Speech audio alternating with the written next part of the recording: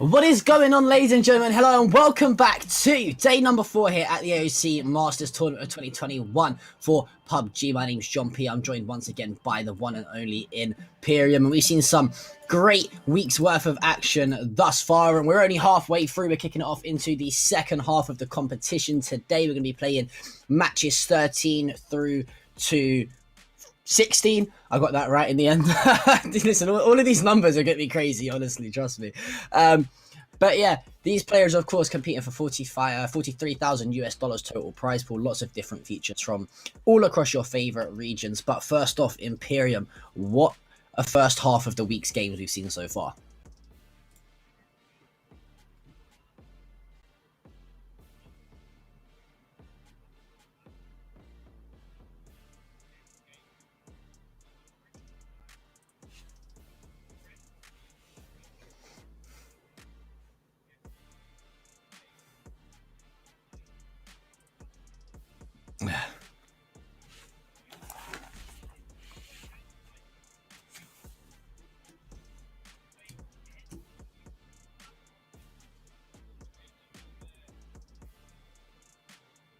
No.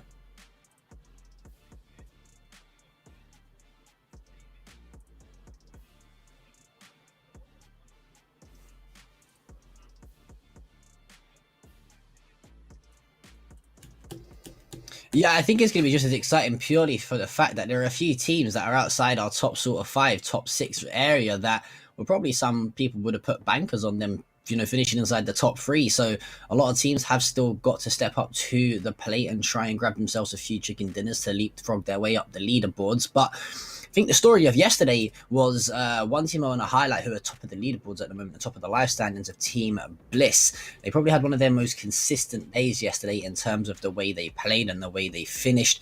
It looked fantastically well for them. I know Monty, for example, was one of their MVPs. They played fantastically. They finished in terms of kill count, the second highest across all of the 16 teams involved. It was only Team Expendables that I think had like 3 or 4 more extra kills than them. And, Team Bliss, they played fantastically well yesterday. And I think Imperium, you can't really complain about the side of Bliss being top. No, they've been clearly the most consistent team when it comes to getting to the late stages of the game, when it comes to performing in such a solid way. And it's not that they're playing massively different to a load of other teams around them. It is more the fact that they are playing incredibly intelligently without stepping too far out of their boundaries, as well as things like a simple statistic along the lines of the amount of damage that their player Monty has, 5,300, the current top damage leader of the lobby. It shows they're controlling these circles. Yeah, control indeed. And I think, I want to talk about, of course, we have got that chicken dinner rule in place that you can see along the bottom of your screens here, which means the team with the most chicken dinners will become the overall winner, unless there's obviously a tiebreak where more kill points and higher ranks in the last games therefore put you top of the standings. But we are, of course, running things through on 6 days. We're headed into day number 4, now into our 13th matches. 12 matches on each map, both Erangel and Miramar. And the 16 teams from 7 countries. We've got 2 from Thailand, 2 from Malaysia, 3 from the Philippines, 2 from Taiwan. You've got 2 from the Indonesia, 3 from the Vietnam region, as well as 2 from the Oceanic region. So a lot of good players across the board. And, well, these are the prize pools. Indeed, if you come out on top in first place, which right now is decided Team Bliss, you will grab yourself $3,000 keyboard, mouse, headset, and of course a beautiful AOC monitor for each player. Second place will grab themselves $2,000 along with keyboard, headset, AOC monitor. Third place, mouse and headset, AOC monitor, and the juicy $1,000. And fourth place, same thing. So a couple of prizes in play. And hey, look, who doesn't want to play a couple of games for a free AOC monitor and a bit of cash in your back pocket? Yeah, I think it's a win-win situation, no matter what. And even if you finish in the likes of 3rd and 4th place, okay, you've dropped out a little bit of cash out your pocket, but I think some of these players will be more than happy with the amazing prizes that AOC are, of course, providing for the event. So huge thanks to them. We do really appreciate it, and make sure that you guys, of course, not only are AOC providing a fantastic event for us, but they're also bringing you guys at home loads of special offers depending on the countries that you are in. So for more information, please visit AOC Monitor via their Facebook page and see if you guys are eligible for grabbing some fantastic fantastic deals on those monitors. But these team lists here, we already spoke a little bit about Team Bliss, their most consistent team, I think, across the whole board yesterday. But some of the teams that we need to see improve are the likes of Fury, Battlegrounds United, and you can even throw the likes of E-Arena and the Expendables in there, although they have finally got their first chicken dinners. Yeah, E-Arena ending the day with that chicken dinner, jumping up 6 places to 4th place is really something that they have deserved, and they really did deserve. No disrespect to Fury or Battlegrounds, but both of those teams haven't really played the play style to get to the proper late stages of the game. Fury more than Battlegrounds, to give Fury credit in that regard, but it hasn't been the kind of late game play style from Battlegrounds that they probably need to play, especially as they are preparing for the upcoming PUBG Global Championship. NRX falling flat down in 15th, Bad Boys Alliance in 16th. Kingslayers, I think, have been the most improved team across the last couple of days and the last eight or so matches in my eyes. So I do want to give them a massive shout out. But of course, you know, you can grab the chicken dinner, which is also important, but grabbing kills is just as valuable. Flood right now, John, 23 kills on top.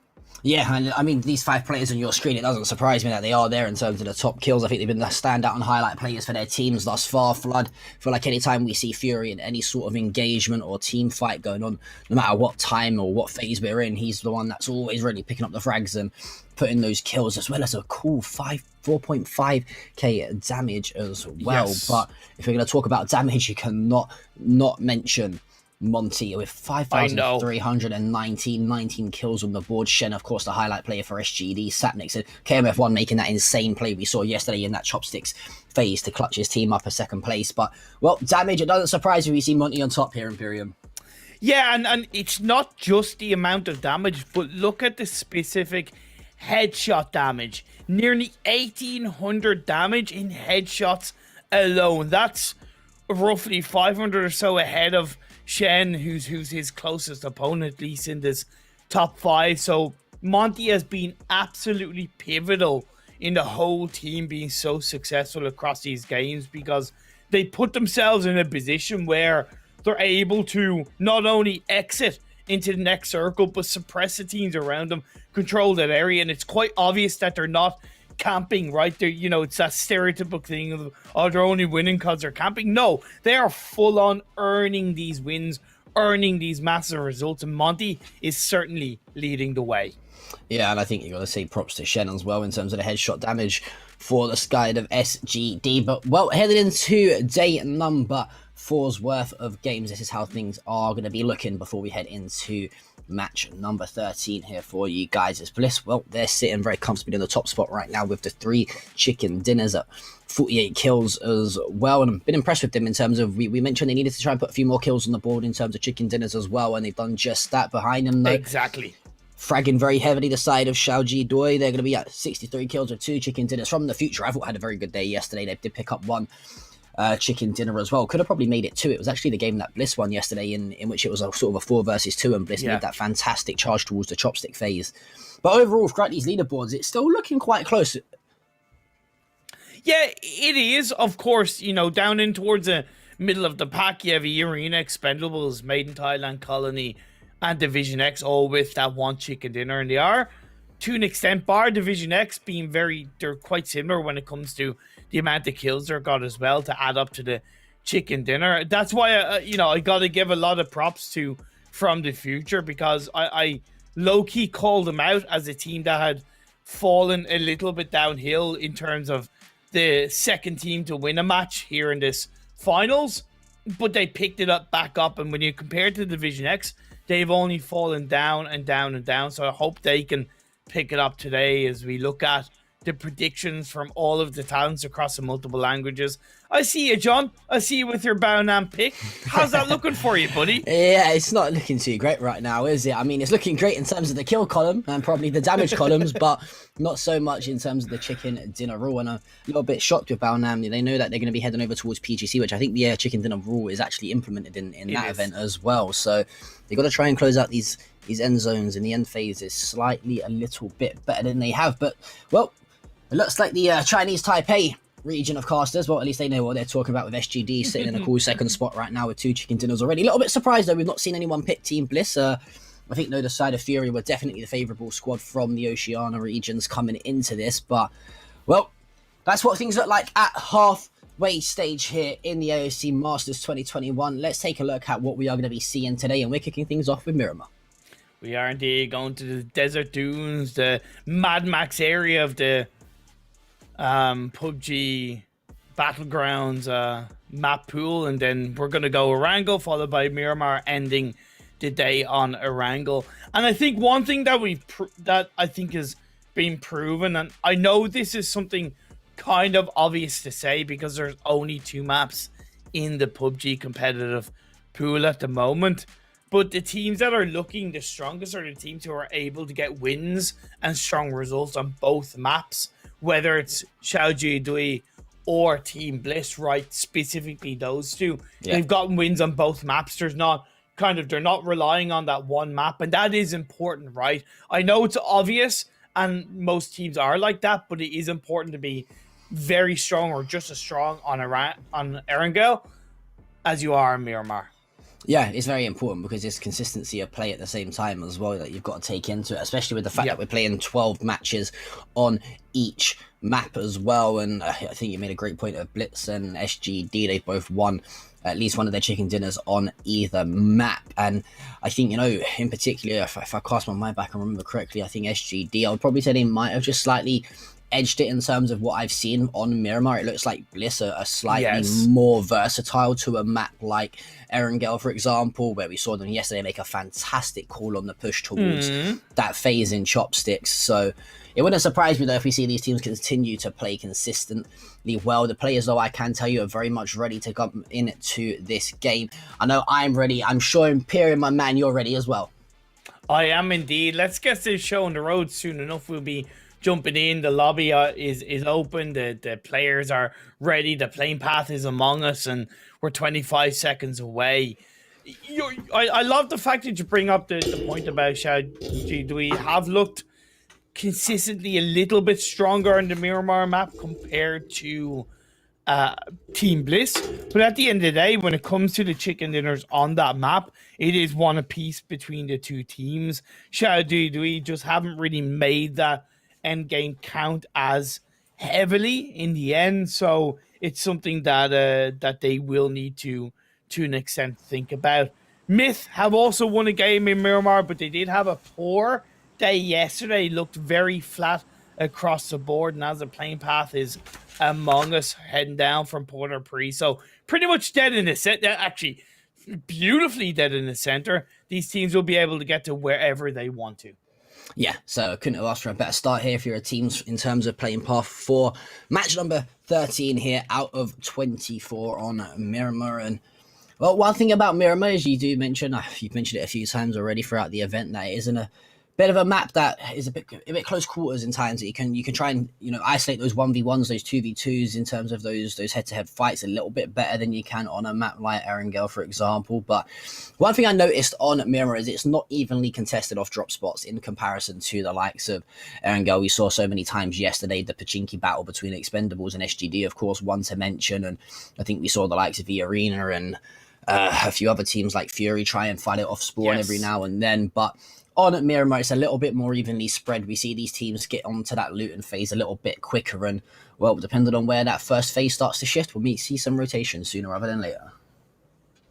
Exactly, and that phase one is so important. With the playing path being so central, it does take away from the massive strength of the phase one circle, because unless it's a completely yeeted away, which it kind of is, to be fair, on that south side, it still shouldn't be too much of an issue because you have that naturally more solid spread of teams across the map because of that central playing path. So bar, committing to that south side early, I'm not expecting too many crazy moments bar what we are seeing right now.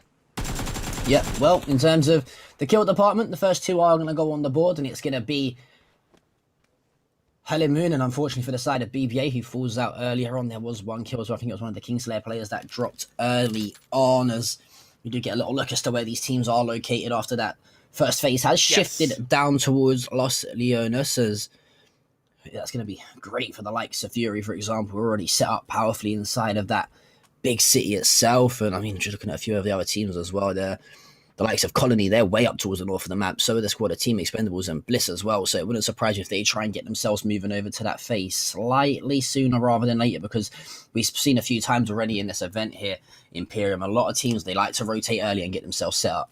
Yeah, definitely. On a side note, though, I do want to point out the fact that Bad Boys Alliance, they're not used to being contested in Port-au-Prince. So Division X Gaming, as far as I know, have not dropped in Port-au-Prince so far in this Masters regional final. So definitely something that Was it calculated from Division X in terms of trying to contest Bad Boys Alliance and create a bit of more of a control? Was it something that they weren't too aware? I don't know, but either way, I feel a little bit bad for Bad Boys because they were in no way expecting to be contested. Yeah, but I think I think that's kind of smart from the side of Division X. They've done their research. Okay. They probably watched the VODs back on stream. I quite like it. If there's a team that you'd probably bank yourself off beating off a fight straight off of the spawn and contesting a drop spot, it's probably Bad Boys Alliance, right? They're not looking too great right now in terms of the confidence, and that's no disrespect to the players. They're probably very much better PUBG players than myself. But the thing is, though, it's one of those things where you need to understand, DXG, they've already got a win on the board, right? They've already got a chicken dinner, so they're still looking relatively good in this tournament. So if they can contest BBA, they've already found the first 2 kills, and they've only got 2 players left to deal with. They sort of win that initial drop spot. They look very, very good. That phase has already shifted down towards them. So I'm quite a bit of a fan of that from DXG, to be honest. Yep. Even if the circle wasn't in the south, I'd still be a big fan of that because, you're right about Bad Boys Alliance. Of course, they're a fantastic team, fantastic players in general. Can't argue with that. But in this lobby right now in this lobby, they are the weakest team. And that's harsh to say, but that's the truth. And it's up for them within themselves to improve, but also the likes of Division X, they can feed off that in the right way. They certainly have so far. Team Bliss are starting to make their rotation from the western side of the map out of El Pozo through Monte Nuevo. They'll go probably down to the Valdemar roadside and then take that far south coastline into the circle. It will take a little bit longer, but it is overall a tiny bit quicker because it's just all straight kind of road ahead. You're not relying on the massive high ground hills that are kind of a little bit north to the roadside. So I appreciate that quicker rotation from Team Bliss.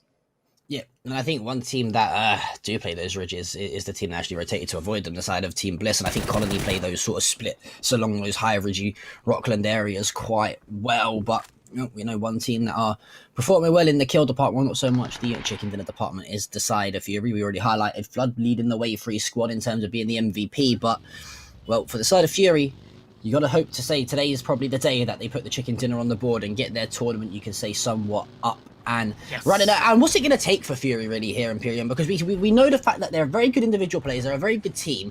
They're obviously one of the best teams in the game, because I think they are one of the teams that are playing in PGC later on in the year as well. So these players are very, very good. Their track record is fantastic. Why can they not just clutch it out at the moment? It's a tough question. They know the answer to that more than me, right? I can speculate a little bit based on that tiny level of chokeness that we've seen in a couple of games, right? That Miramar game specifically, where they just threw a barrage of utility towards, I forget exactly who it was, when it might we be were the down to the Expendables, top actually. 3. Yeah, I think it was the Expendables. There you go. The Expendables. And then they got absolutely drowned out afterwards. So little chokes like that, little poor mistakes like that, isn't helping them. But I also know that they've had a good bit of bad luck, which has stopped them from claiming a chicken dinner so far, as Bad Boys Alliance are eliminated. Positive mental attitude will finish them off. Yeah, fantastic stuff from PMA. Can't complain too much. It was pretty much a box standard 4 versus 2 there, as well. Not the side of BA, unfortunately. They're not being the bad boys today. And let me tell you who's coming for you. It was most definitely the squad of PMA. And, well, they're going to be back in the lobby and look to go again in match number 14. I just had a little chance, actually, to look at my map. And the south side of this phase is very, very heavily contested and stacked here. We're talking about like 13 odd teams all around the same sort of area. So if this phase continues to shift further south towards the bottom coastline and where this sort of big water area is, we're probably in for quite a fast-paced finish to this game. Yeah, and Erie, holding on to a big 4-man spread is quite ballsy, right? They dropped in that area, so they didn't really have to go too far. But normally when you have that kind of massive circle where you have a good 30% water in play, that landmass is shrunk already, right, to a near phase 2. So it means controlling that as a spread is a little bit riskier. I can see in the map feed that we have, they're taking shots towards teams, right? Because they know they need to hold on to that metaphorical bubble. 2 minutes until the next phase pops up. So it is important that they do look to be proactive, control their areas individually, and then when phase 2 pops up, probably join up as a 2-2. Yeah, it's very, very risky, of course, playing a split. We mentioned it's something we see quite often at the early phases in a game of PUBG, but for a zone like this where it's so heavily contested already, it's not such a bad thing, though, to be honest with you. I think it's a big confidence and statement play out of the arena. They're obviously feeling confident coming off the back of the win yesterday, so if they're feeling confident enough to do it and try something different here in game number 1, why not let them do it? And, well, for the side of Fury, unfortunately, they're going to have to try and finish things off here throughout the rest of the game with a player less, as that's going to be Shen, probably finding the easiest kill he has. And you actually have an interesting fact about Shen in terms of his knock to kill percentage. It's ridiculous. He's on the current top spot of the kills with 23, and his knocks are also 23. He has a 100% conversion record in this tournament so far. It's pretty unprecedented. It's quite rare that you have a 100% conversion record, and it just shows how important he has been for his team and grabbing the wins and grabbing the points that they've got so far. Backed up, of course, by a fantastic player such as Jervis with 12 assists. But Shen, it's been all him, baby. It's been all him. Yeah, definitely the highlight player and probably the MVP of the tournament thus far. If you ask me, you could probably throw Monty into that sort of category as well in terms of an MVP of the overall event, but we still got 3 more days left of action to...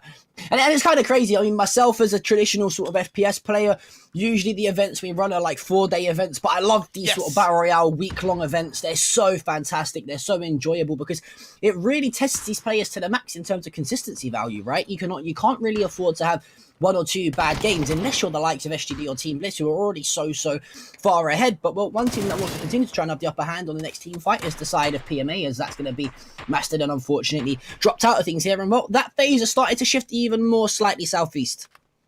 Indeed. It's that kind of... Well, it was a little bit of a northeast, but it is still southeastern side of the map. The good thing is that phase 2 was away from the circle. Yukika Macau taken out. It seems like Fury not having the best start to today's games. They recently announced their PGC jersey, which honestly looks absolutely beautiful. It's white, black, and gold, a beautiful mix, but they're going to have to use all the beauty of that new jersey to pull the power plays on board, as Limitless is going to rock on by down to 18 health, but it is still him on his own.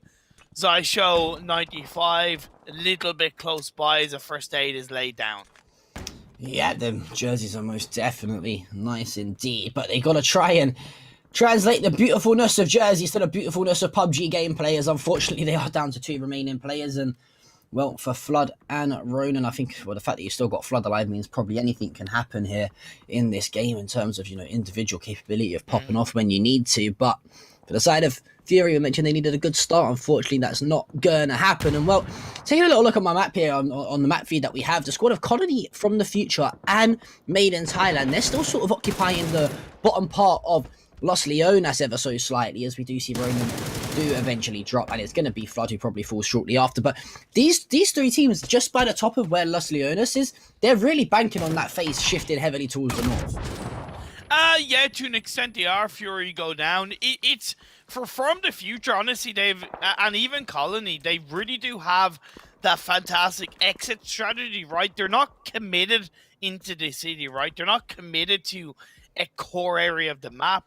When that next phase pops up, it will allow them to react a lot cleaner compared to, let's say, Made in Thailand, to SGD, to Bao Nam, right? So I really love the positioning of From the Future and Colony, specifically and where they are in the northern side of the map. So I'm excited to see how they're going to react to it. Kingslayers are right now in the dead center of the circle. We saw DK take down the last 2 players of Fury, and they're left with just 2 players up, of course, while Team Bliss taking a decent bit of damage at the hands of Division X Gaming down toward the south side. And knock into Textile. One thing I will say about Team Bliss is I've noticed, for whatever reason, Textile seems to be the player that gets knocked the most from his team. Hey, look, it's no shade, but it's just a bit of a correlation. I'm like, It always seems to be Textile. Maybe he's the meat shield of the squad. I don't know. Well, they might try. Sometimes, we see it quite often in PUBG where, we mention this sort of 1-2-1 split or a 3-1 split or a 2-2 split across the board. But sometimes we see that sort of lone player that kind of plays as a bit of an information type of player, right? He scouts out a bit of information and might over peak now and then to try and get the information. And, well, sometimes, unfortunately, you do just get stuck up short, and unfortunately for Textile, looks like I would say on average he's probably been knocked about 2 or 3 times a game I've seen him play this week. But listen, it seems to be working for them as well. They are top of the standings, of course, as we do see that phase start to shift towards the northeastern side of the map. And well, for those 3 teams that are already set up towards the top of Los Leones, they're looking at a very decent spot. As you mentioned, they still got the exit route should they need to, but a little bit of good positioning here already early on. Yeah, they are looking indeed good with that northeastern shift on towards this phase 3. The Expendables played on the south side. They won a Miramar game yesterday in what was a beautiful clutch. We've seen Jun absolutely step up to the plate time and time again for his side. They're going to have to play up the south side of the hill to grab a little bit of control. Is Xiaoji Dui going a little bit blind, and they pay the price at the hands of both Baonam and Myth. Fantastic stuff from Baonam. Is there a team that really... Oh my... what a headshot with the car! 98k, fantastic stuff. And well, from what looked like Baonam being in a good spot, Simon T is going to drop out of the game. Zest getting knocked to the hands of Thanawat. So, well, for the side of Baonam, it seems to be the recurring theme, as they just look like they're not firing on all cylinders at the moment. I'm just going to be straight up. Nothing is sexier than a bolt action headshot knock. Honestly, straight up.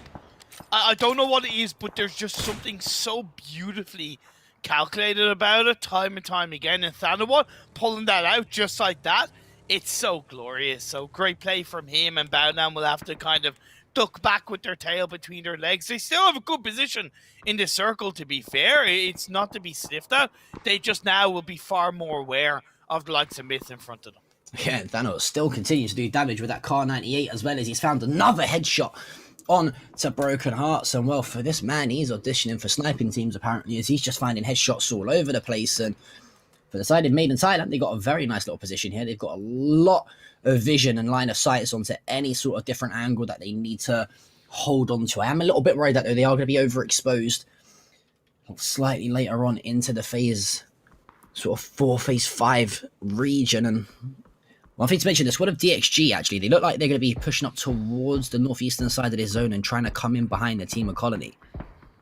Yeah, it might be something that they could look to do. It's going to be easier said than done, of course. Playing through the Los Leones buildings is quite difficult. Indeed, Baonam, they've got themselves together. They did lose their IGL Simon T, of course, but with Team Bliss in front of them, who are split in their own way, back up as a full squad, and they're trying to handle Kingslayers as well down towards the southwest side with positive mental attitude. The circle does go down southeast, and Colony are looking damn good for the circle.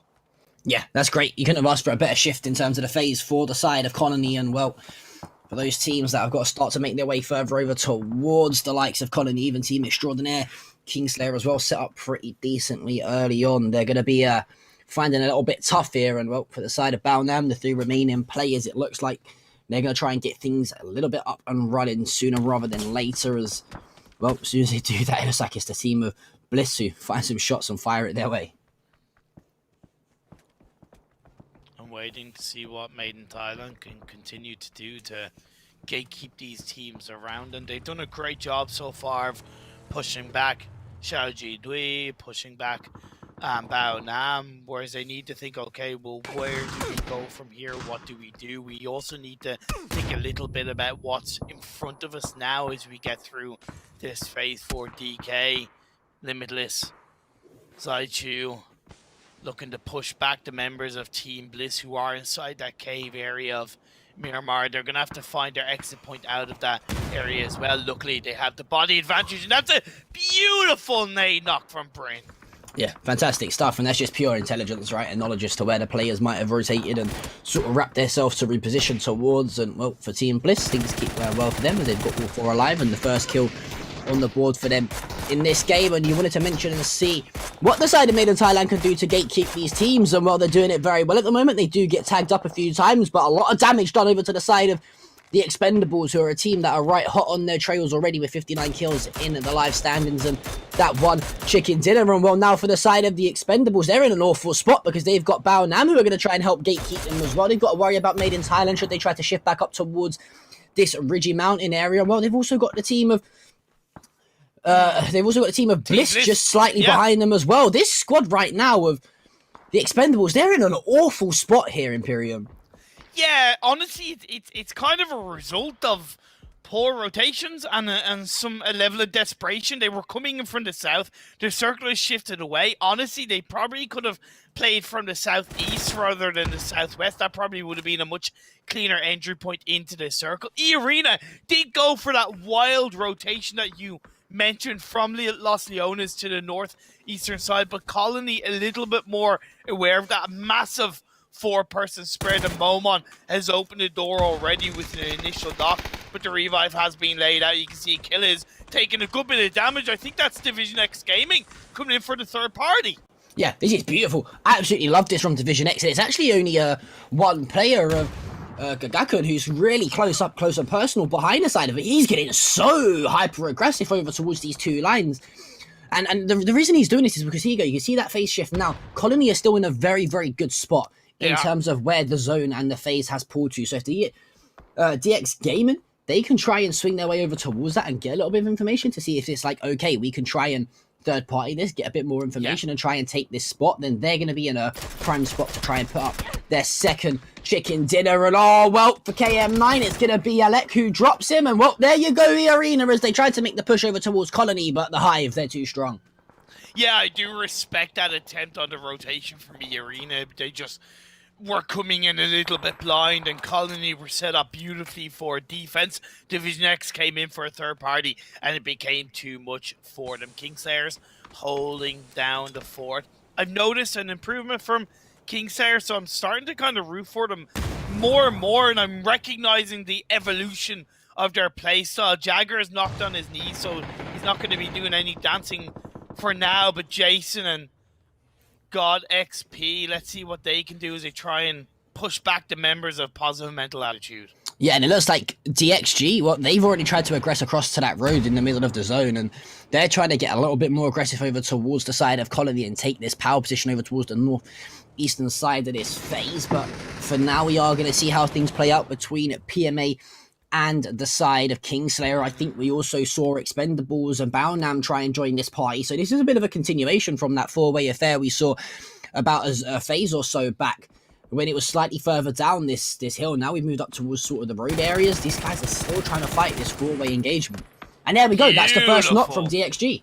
Yeah, beautiful by DXG, Division X Gaming. I do kind of wonder why the whole of Colony were slow. Alex and Momon were so slow to join up with Caleb's off the back of the previous circle shift. It didn't make sense to me. They kind of allowed Division X Gaming to enter in across the road like that, and that's a bit of a misstep in my eyes, but let's see if they can turn it around. Division X Gaming, I said they needed to step up to the plate in today's 4 games, so Chicken Dinner would certainly be a proof of that happening, but they also have to contend with the fact that across the road, you have a couple of other teams down on the south side that could stab them in the back.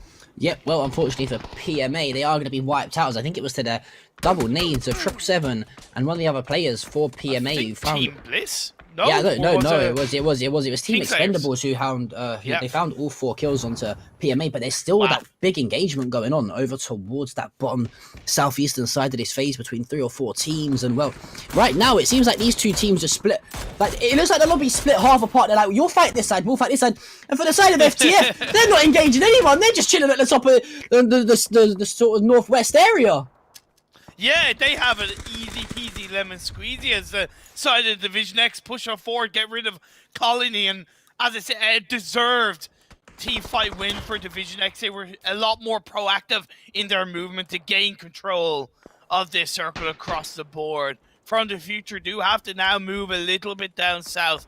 Team Extraordinary in the dead center of the circle. Team Bliss actually took advantage of the Expendables pushing in onto the PMA and actually went ahead of them, and now they are able to gatekeep the Expendables inside this circle. Yeah, this is what impresses me so much about Bliss, is they've done it time and time again. How many times did we see it in yesterday's games and the games that they've won? Is they just what they do is they allow people to dictate the way that the Expendables are going to play. And guess what? They're going to dictate the nade. This time it's Rain who does let it rain nades, apparently, to find two. So for now, the Expendables, they're in a dire situation, as it's all up to the two remaining players of Livis and 777. But, well, 777, he's already knocked. The revive probably will come through, but this should be pretty much a sort of bog standing hold here for the side of Bliss to clear up these kills. And here's the thing, they're playing this game wonderfully by having that one player outside the circle on the off angle, and Textile is covering Monty. It's not like Monty is absolutely on his own. He has that backline support, but Textile is inside the circle, so they have that anchorage position covered so beautifully. A Molotov and knocked by Textile. 777, he's left on his own, and down they go. Team Bliss cover the south side. Yeah, that's beautiful right there. And I mean, I don't want to say it's too much of a split because they are still quite close together, but having those three players sort of being the aggressors towards Team Expendables, and then having Textile just lurk towards that heavy position and that anchor role with inside the phase already, it just opens up so many different doors of the path to success for Team Bliss. And, well, it comes out perfectly. And for Zest, he's just trying to crawl his way around the back line of Made in Thailand right now. He probably will get spotted, and Textile, well, does find him. And Textile, we mentioned he's a player that gets knocked a few times. It seems to be he's the one doing the knocking at the moment. Yeah, knocking on heaven's door. In the hands of Bao Nam, down they go. Sends them up to the gods above. Made in Thailand are across the road. They have that kind of northwestern side covered on their end, whereas the south, the southwest, and even the south, to an extent the southeast, is well played by Team Bliss. They have such a good level of control. From the future, by the way, have moved into the circle. They sent their three players up towards the northeastern side, and now they can look to maybe take a little bit of a fight against Division X, who are focused right now on the Team Extraordinaire.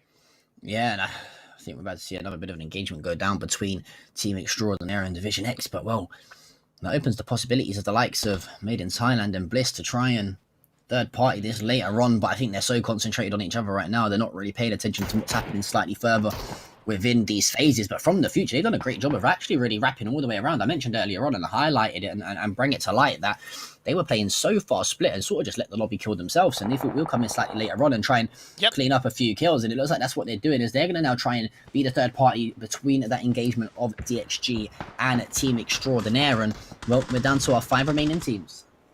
And I understand why Team Bliss are kind of hanging on to Myth, because they don't want to leave that space open for them to come in behind, because I think Myth's only kind of entry point into this circle is going through Team Bliss. But I also don't want Team Bliss to kind of be too tunnel visioned by this and give up any kind of space or any kind of opportunity to, let's say, third party the final 3 teams who are inside the circle. Time ticking, the blue zone is going to start to move in, and they can lay down the pressure on the Myth. Yeah, well, unfortunately for the side of FTF, that rotation doesn't look like it's paid off just yet, or has it, as it's a 2-for-2 trade in the knocks, make it a team wipe for the side of From the Future as well. They're going to probably get both remaining players back up on the revive as well. When we mentioned, is that slower pace style of play for From the Future going to pay dividend and come into play later on, and it's worked exactly that as Textile Monty. They're going to drop Jacob and Duck, and for the side of Team Bliss, they smell an opportunity here to pick up their 4th chicken dinner, and boy oh boy, do they want to lay it out on the dinner table and eat it up like a beautiful Sunday roasters. Well, for them, they've got to make sure, like you said, though, not to get too tunnel visioned on the side of Myth. Now, what I think they've done great is they found the initial 2 kills, or, well, a kill and a knock. They've not converted that final kill just yet. They can afford now. They need to play for the circle now, exactly. Yep. They need to just try and relax a little bit. They've done the damage that they need to do. They've made their life a little bit easier. At least send one person in as an anchorage. The side of Team Expendables have got to be aware of what is happening behind them with those shots, and even look at From the Future taking a couple of cheeky little shots towards Monty. And that's the thing, right? If they had a third party that fight a little bit earlier, they might have been able to come in on towards From the Future, but Esqualicia gets a backstab onto one of the players from Team Bliss. I think Monty is going to be able to be revived up. Rain has an arm, and that is going to be a beautiful squad wipe onto Myth. Yeah, I don't know if Monty is going to be able to be Revived, actually. He's definitely not as well. Rain's going to fall as well when it's all up to Bryn. And I think from the side of From the Future, they've played this rotation perfectly. They're in such a powerful spot right now. The split is pretty much fantastic. You've got Hikaru sort of working as that lone solo player, trying to anchor his way around. Or sorry, be the person that plays outside of the phase. You've got the likes of Man and Broken Hearts anchored in the middle of the phase, trying to keep themselves that pure control. And well, it's a battle for the center of the road apparently here between Team Extraordinaire and From the Future. But let's not count Bryn out here. I think, no, they have spotted exactly where he is for a second. I thought he was going to try and allow this team fight to happen and try and clean things up and pick up a chicken dinner. But, well, for him, it's definitely going to be nothing but third spot. And you'd like to think here, whoever finds the first knock between the team of Extraordinaire and From the Future probably has the upper advantage. Lovely shots from YQQ with the SKS. Needs to be quite proactive. It's 4v4v1, so both of these teams know that there is another team around them, and I'm a little bit more surprised that Team Extraordinaire aren't looking around them a bit more heavily, but also appreciate that Bryn is staying as quiet as a mouse. Yeah, I like it a lot. He just needs to. This is all he can do, I think, at this point, is try and edge his way in. I think they know exactly where he is. You've got to probably try and crouch your way and, if not, crawl like a snake through this long grass and wait for the engagements between these two teams to happen. But if you're Bryn, you're kind of hoping that the squad From the Future make a bit of a mistake and try and push the engagement for Team Extraordinaire slightly too soon, and you might be able to do a little bit of damage and even the numbers up. But, well, for him, it looks like it's very much going to be third spot as well. I mean, you're looking at From the Future right now. Look at the spread they have across this phase here. They control so much of the phase, and this is going to really, really play into their favor as Bryn's going to fall, and we're down to a 4 versus 4. And then Team Extraordinaire, I think, a little bit too passive on that, and I understand that they wanted to wait and not kind of move ahead. It's phase 9, the center circle is across the road, so Team Extraordinaire now need to start making the moves. I get that they maybe wanted to get rid of the last player, Team Bliss, and not get stabbed in the back, so I can appreciate that. But now the utility, the smokes and nades and molotovs from both of these teams, the opening knock is going to be so important in this fight. Yeah, and I mean, it's a little bit of a different situation to what we saw yesterday in opposed to the 4v4 between SGD and the Arena. It's slightly more open affair, not a lot of ridges to work with. Hikaru finds one. Hikaru finds the kill. It's going to be YQQ to confirm the kill to How. And, well, for the side of From the Future, it looks like they've got the numbers advantage momentarily, but Papachulo's there to trade back as Broken Heart, unfortunately, is going to have his heart ripped in two, as the likeliness of the squad of Team Extraordinaire winning this game is not looking too great. And there you go. It's going to be the side of From the Future to secure their second chicken dinner with an 11-kill win. And that all purely came down to just beautiful play towards the... I think it was when phase 4 hit. They were so split away from other teams. They just said, you know what? We'll just let the other teams do what they want to do. We'll do our own thing. We'll come in. We'll wait for the fights. We'll third party. And they played it perfectly. It was just that kind of thing of understanding the circle shifts and how that played into their favor, right? Because the circles had kind of been consistently shifting up towards that kind of northeastern side, or at least the eastern side, whether north or south, right? So that common sense tells you there's a lot more automatic traffic on that south and that kind of the western side of the map, right? That's common sense. So when From the Future moved into that north side and that kind of northeast, there was that element of them not really knowing exactly who was there, but percentage less chance of there being 2 or 3 teams, and they were able to third party Division X, get the squad wipe, and then Team Extraordinaire couldn't really do much about that circle in the end, shifting away, and they had to move across the road. I know Team Bliss had a good game, but I saw the writing on the wall when they stayed around Myth for far too long. After getting 1 kill, that should have been their time to move into the circle, right? Because at that point, there was still I know, and I'm doing my best to try to take into account that they don't see what we see. But even then, knowing the land area around you, you should be aware that as you enter into the circle, there's a tiny bit of a point in that entry where you can get shot from the team across the road, and because they left it too late, Division X had already cleared up that northern, sorry, not Division X, From the Future had already cleared up on that side of the road so they could focus on Fury, Team Bliss. That's harsh, but that mistake was there from Team Bliss. Yeah, I think it's literally something I said. As soon as we saw them get the first 2 knocks, it was literally like, you've done the hard work now. You don't need to force the engagement. What's the point in trying to play for 2 extra kills in the kill department and risk losing a chicken dinner, right? Especially with the chicken dinner rule set being so important. And I don't want to say they kind of threw the game, but the mistakes were definitely there, and it kind of did prove costly. But you got to say, forget about the mistakes other teams made. From the Future played it absolutely flawlessly towards, I think it was from, like I said, phase 4 or phase 5, but it was set up towards the northwestern part of the phase. At times, it was even outside of the circle at times, and they just played that super late rotation in. They looped their way around the top northern side of the map. They waited for the engagement between DXG and Colony, and they third-partied it fantastically, took the power spot, and well, from there it was lights out for the side of From the Future, and now you put themselves the second chicken dinner on the board. It's actually their 3rd chicken dinner, believe it or not. It's their 3rd? Oh wow! It's their 3rd, they got one yesterday. Of course they did. Yes, of course they did. Of course they did. Yeah. So that's their 3rd. That automatically puts them in 2nd place. I don't think they got more kills than Team Bliss, or a high enough amount to overtake them in the damage standpoint, in that kind of kill standpoint. But definitely top 2 automatically for From the Future because of that chicken dinner win in today's first match. So absolutely spot on. Oh my lord! Okay, we have a tie. We have a tie. They have gotten first in the overall standings. And correct me if I'm wrong, I think they are first because they had more kills in the most recent game that they played. So technically at the moment you can say they're tied for top spot, but all in all, huge performance from the Future. Fantastic. And obviously if you're Bliss, you've got to be kicking yourself there, saying we've really kind of thrown that one away. We had such a great spot. We had everything going our way.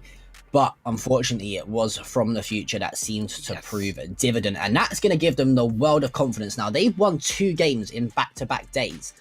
So is that did they win a game in the first day as well? Yeah, but so they won a game in the first day. Then they didn't win a game in the second. Okay, yeah. Then day 3, day 4. So they've won 3 out of 4. 3 out of 4 days they've got a chicken dinner. Yes. So their confidence must be absolutely sky high. Yeah, of course, and I said in yesterday's games that both them and Division X had fallen a little bit flatter, because even up until that chicken dinner win in yesterday's games, From the Future weren't really hitting the right marks. They weren't really flowing in the right way, but that chicken dinner win that they got in yesterday's games clearly kind of, snapped things up in the right way and said, okay, we know what we can do now. We are adapting. We found our groove. Let's build on that. That is quite obvious in this first match of the day. Well done From the Future.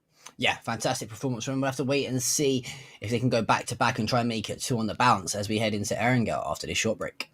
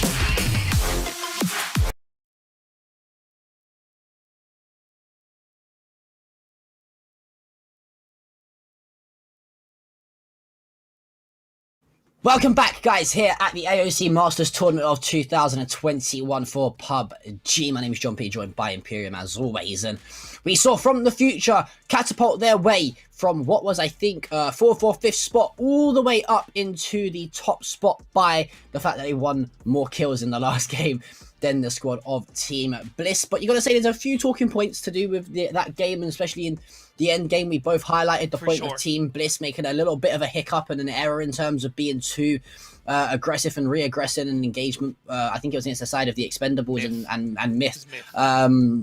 Where they should have just backed up after doing a bit of damage, and that kind of pretty much, you could say, somewhat nearly cost them, or could have cost them, the game. It did. It straight up cost them the game, and even though it's hard for them to absolutely be sure of who is in other areas of the map. Yeah. You open your map, you see the circle. Common sense tells you there's going to be a team across the road, and maybe it's just the area of the map it ended is just that little bit different to the point where they just weren't massively aware. Because Team Bliss have easily proven themselves in the late game, right? They have. That's the thing. That's why that mistake felt so much more off because I was like, it's Team Bliss. Any other team, I would have been like, yeah, okay, they're, fair enough, but Team Bliss have proven themselves in the late game, so that mistake was even, a little bit more compounded because of that. But they can dust themselves off, and it was still a good game nonetheless. I think Team Myth's rotations made in Thailand was very good in the first 4 circles, but they committed to the wrong part of the map, unfortunately, in that kind of phase 5 area.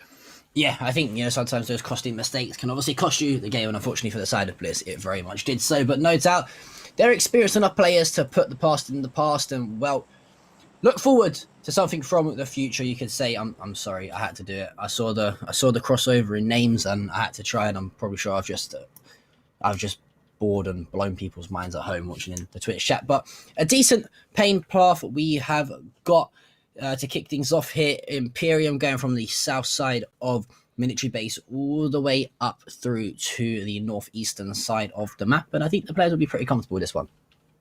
Yeah, it's a tiny bit trickier for the teams that want to land on towards the northern side, like the George Pod area, but other than that, that diagonal part does allow these teams to kind of get to where they want to in this map. Looking at, obviously, Fury, they don't need to worry about going to North George because they have that kind of secondary drop spot in the military base area, which they've gone. Colony are also dropping on the military island, but they're in a massive split. And now we see the side of the Expendables and Xiaoji Dui. The Pachiki battle, it rages on. Yeah, and I think these obviously, we highlighted the fact that these two teams are already got chicken dinners. SGD won more than the likes of the Expendables already, and, well, for the squad of Expendables and SGD, it's going to be a bloodbath back and forth here, as I think we've seen 2 players from each side fall, and just like that, the Expendables are going to be eliminated. They do lose Shen, which is going to be huge for SGD as well in terms of confidence, but Jervis and Tiddley should be picked up relatively comfortably, and that was a relatively fast-paced start to the game. We barely got into it because we've become so used to those T-fights dragging on for like 67 minutes that none of us were expecting that kind of fight to end in 2 minutes. So it was kind of like, okay, it's over. Well, fair enough. Nice one, Xiaoju Dui. But we have to talk about that phase 1 circle. Now, it's going to be Military Island. It's pretty much all I really need to say. It's going to be Military Island. But because it's a little bit more heavily on the eastern side of the map, it does open a door for that western bridge to become a little bit accessible. E-Arena should have a quick entry point from the Ferry Pier region, and they need to make that quickly. Because right now, Colony, who already dropped heavily split, are not in a position to, in any way, create any kind, create some form of a bridge camp on that western side of the map. Yeah, I think you're right. The split from Colony does open that door for E-Arena to try and get across and set up slightly easier earlier on, but you mentioned the whole bridge situation might come into play. BBA, they're set up relatively well over towards the eastern side of that bridge, so they could potentially hold a few players across there. And for the side of Made in Thailand, looks like they're trying to go for the swimming route once again. And, well, already I'm very surprised that we've not seen a lot more teams start to rotate. To be totally honest with you, we usually see within the first 2 or 3 minutes these teams start to make their way over when it's the likes of a military base, in particular the likes of TXG, the side of Team Bliss and Battlegrounds United, who are so far heavily up towards the northern side of the map. They decide to delay this any longer, and it could really come back to bite them. It really could come back to bite them for sure. I'm curious how many teams are going to pull out a form of botations. Bad Boys Alliance haven't proven themselves to be massively effective in these games, so I can't see them pull off any kind of bridge camp on the eastern side of the military island. They can hold on to the likes of the radio tower to begin with and control the circle from that area, but other than that, I expect that eastern bridge to become a little bit accessible as King Thayers manage to get away at the hands of Limitless. Somehow 1 HP and very much a dream indeed, as well, God XP proving that he could be the demigod here, as it's hard to take him down and gets away with his life. And Astro Boy, surprising those shots have come over. And that's a player right there with zero confidence, to be totally honest with you. That is a player who had some relatively straightforward shots to try and find a knock, although he was quite split and could have been singled out. That's just a player with zero confidence in his ability to try and find some shots and to try and, you know, drop a player from Fury, such a good team, and side the center of the zone already would have been absolutely huge and vital for his team and the rest of this lobby. But, well, here we go. The rotations are starting to come through. DK, Kingslayer, you name it, all starting to rotate. But for the side of Extraordinaire, Trick tries to get a little bit too comfortable and, well, he gets tagged down to 50 HP. Yeah, it's got to be careful, Team Extraordinaire. They dropped a Milta, so you have the opportunity to kind of pull some lovely couple of kills on your side, but you also have to think about any kind of rotation in towards that military island.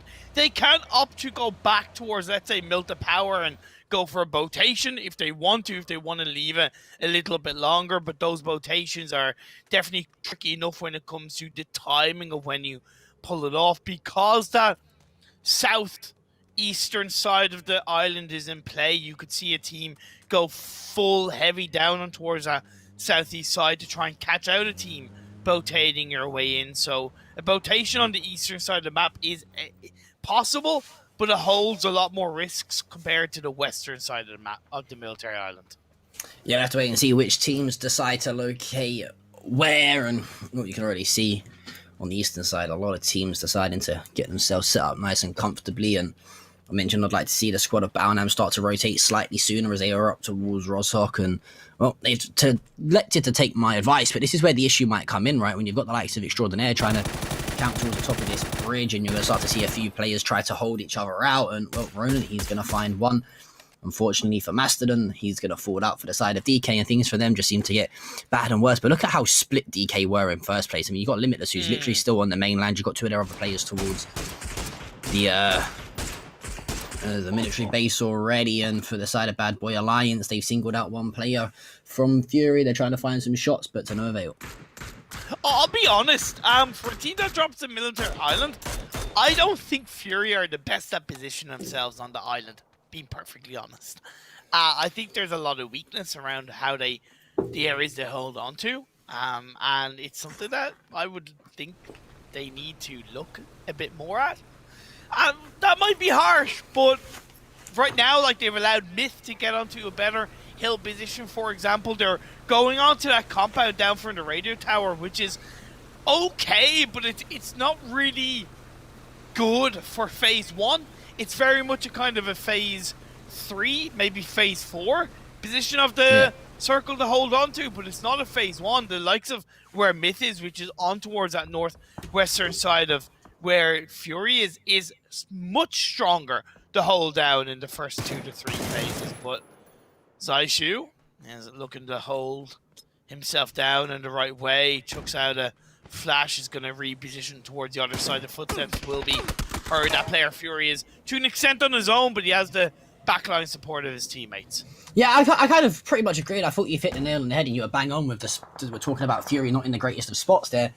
I don't want to say they're in a horrific spot because they're not, because it's still only phase 1. But if this zones and phase starts to shrink and sort of centers towards the likes of the western side, they're going to be come up stuck relatively easy. You've got the likes of Bad Boy Alliance, who are way up towards the top of this hill, and even the likes of Myth, you said, are in a slightly better position. You got Team Extraordinaire, who are trying to join on top of the hill as well. So Fury, I definitely think in future references, they got to take a little look at this drop spot in terms of thinking about, okay, the what if factor, right? The what if of the possibilities. And, well, there we go. We mentioned being slightly further down the bottom of this hill might pay dividend, and, well, they're going to lose their main man thus far in the tournament, and that's going to be Flood, who drops, although the kill is traded back from Insight, taking down Saichu. And, oh, for the side of Fury right now, it just looks like they're not exactly sure on what they're doing, on what to do. And for a side like that, it's a little bit confusing. Well, here's the thing. They've put themselves in a position where they can't do much because of the third, fourth party potential from the likes of Bad Boys Alliance and even Myth, if Myth choose to kind of push it a little bit more forward. So Fury have kind of dug their own grave. It's up for them to lie in it, or at least try and get out of it as much as possible. Having Bad Boys Alliance there to an extent help them against DK is good, but like I said, it's not that they don't know what they need to do, it's just they they know they're very limited on how they can play in towards the circle. Whereas Bad Boys Alliance, I said that they could hold down the radio tower. They're certainly doing a damn good job of it. Yeah, they're in such a powerful spot right now, as we are going to start to see the next shift in phase into phase 2 in around 15 or so seconds time. And I want to see something here from Bad Boy Alliance. I want to see a little bit more confidence out of them. They've got such a powerful spot. You can be a little bit aggressive off this sort of radio tower area as well, because you've got so much coverage over the map. And we mentioned, are we going to see the likes of the Arena try and hold this bridge? They do just that. It's going to be SGD. Beautiful. That's going to be a team wipe. That is fantastic for the side of the Arena. That is how you play a bridge. Yeah, but also, that's not how you rotate into Military Island in phase 1. Are you actually serious, Xiaoji Dui? You're already kind of in the blue anyway. Why not wait until phase 2 pops up to see where it goes? At that point, and what we've seen with that phase 2 shift going down south, E-Arena were less likely to kind of hang around on that bridge camp. Just really, honestly, this is very rare. Am I going to be harsh like this? Extremely silly play from Xiaoji Dui. Like, they're so much better than that. That decision making is incredibly poor. Yeah, got to say a little bit of maybe a mix up in the comms, or not too sure what the IGL was playing at there, but that's a rookie mistake. I mean, myself, I'm not much of a professional PUBG player. I can say myself, I have got my fair few hours in the game and knowledge from casting, but even I know not to do something like that. But one team I want to highlight in terms of the rotation side of things is the side of Team Bliss. They've got themselves set up relatively nice towards the coastline. You have got the side of Colony there, who have got a bit of a 2-1-1 split going on right now as well. But these two teams, Colony and Team Bliss, they're looking in a very decent spot along this coastline. And, well, for the side of From the Future, it doesn't look like they're going to go for that third consecutive games. They've already lost 2 players, and they're fighting up against Team Extraordinaire. And I don't hold this against Colony, because, let's be fair, the phase 2 going massively down south with still a good kind of 50% water in play, it was unlikely it was going to be like that. So that phase 1 spread that they had was definitely possible. It's just Team Bliss doing what Team Bliss do best, and rotating and moving into position as a full squad is something that they benefited with this phase 2, as well as, of course, being able to catch out at least one of the Colony players and splitting them up quite nicely. Yeah, I think one thing I like from Team Bliss is always they know when to sort of collapse and crash onto a team as quickly as possible, and they know when to sort of take engagements and when not to. I might sound like a bit of a hypocrite, because that's what we, sort of criticised them for doing in the last game and throwing they're not the win. perfect, right? But the mistakes are always there in teams, and unfortunately, it looks like they have learnt from that mistake that they've made. Yes. And well, they've now got themselves a fantastic spot. Likewise, PMA, really. These 3 teams, Colony, PMA, and Team Bliss, all around this coastline, they're looking in a good spot. Kingslayer not too bad over towards the western side as well, but still Fury. We mentioned this sort of military-based drop spot. They're not looking too confident right now, as they are down to 3 remaining players. They have got Myth from the Future, the team of Expendables, Battlegrounds United, and BBA, and even EA into that mix, all that could contest them relatively soon. And you mentioned you would like to have seen them probably try and change things up, and well, they've not put themselves in the best of situations. They benefited from the phase 2 shift, because it went really far away from the compound that they held onto, so way less focus on where they were. They repositioned in a very good way, so I got to give them credit for turning that around in the right way, 150%. And they now have a 2-1 spread. They'd already lost a player, so there's nothing they can do about that.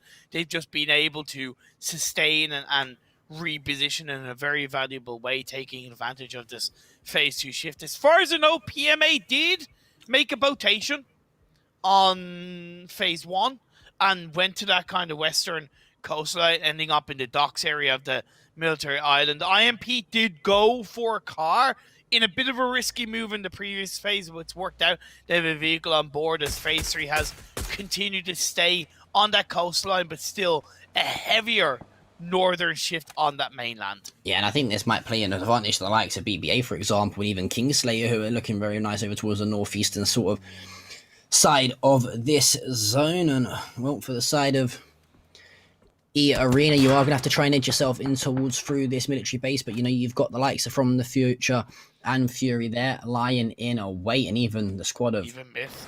Made in Thailand, they've got such a good spot here as well. They've got to try and edge themselves closer into that phase also. But yeah, I think this coastline is definitely going to be a story and a storyline we need to keep an eye on throughout the rest of the phase shifts. It wouldn't surprise me if we start to see these teams start to rotate slightly further down into sort of that crevice and sort of cove area if it continues to shift towards the eastern side even more. But for these teams right now, what is going to be the dictating factor here in terms of how they can go about trying to win this game? Well, it's about just kind of putting themselves in a position where they're able to react to the circle in a bit of a stronger way, so not committing yourself too heavily. Of course, be proactive, such as Division X are doing, getting in behind, positive mental attitude. But of course, that phase 4 could once again shift in a much different direction, or it could go back towards the water in a bigger way. So it's something that these teams have to be prepared for. I really like the rotation from E-Arena. It's a bit short form. It's not as much of a long-term rotation, but I do appreciate it considering the circle shifts we've had. I think Made in Thailand have been playing extremely well, and positive mental attitude. Maybe they spent a little bit too much time thinking about what was in front of them, and they allowed the Division X to come in from behind and put them under a lot of pressure. Yeah, well, that's the issue that I think both PMA and Colony have, right? It's not like the side of Bliss. They don't really have to worry about too much what's in front of them. They kind of got control of that. But for the side of Colony and the side of PMA, they're now stuck behind, a team at least each side of them, because they are so worried about what is happening so close to them. As I say, that it is going to be Namshao who drops DXG. That's the player of Logfi is going to find the shots on to Dreams, and well, we're going to start to see the kill feed light up ever so slightly here as a lot of kills are being traded back and forth, and that all comes down to the fact that we have now seen 4 teams stack up towards this coastline, and they're going to be constantly worried about who's either side of them. NRX doing NRX things, let's be fair, and just kind of rotating desperately. It's only phase 3. There's absolutely no need for you to pull that off. Just wait until the next phase pops up. I sometimes I really wonder why these teams make that kind of play, even without knowing, what's in front of you. You just take a step back and go, okay, we don't need to go for that Hail Mary play. It's only phase 4. We're only 16 minutes into the game. The phase 4 has popped up, and it is a pretty big shift away from that coastline. Only a tiny, tiny tip is inside on the southern edge, where it's all mainland in the military base and the radio tower in play.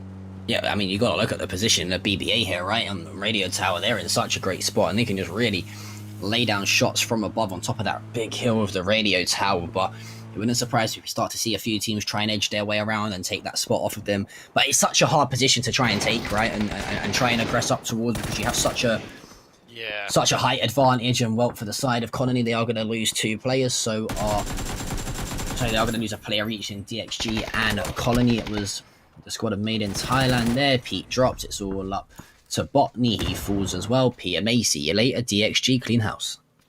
They do need Made in Thailand as well, getting a kill onto one of the Colony players. One thing that I love about Made in Thailand and how they have improved throughout this tournament is that they're playing with a lot more purpose around their rotations, right? They're not kind of going for a position because, they hope that it works. They go for a position of, we think it will work, and even if it initially doesn't, we are going to make it work by being proactive, by working as a team in a strong way. So I really love how Myth are executing some fantastic positions across the board, while E-Arena take a couple of shots on towards the members of Fury, but is traded. He's put down to 3 health.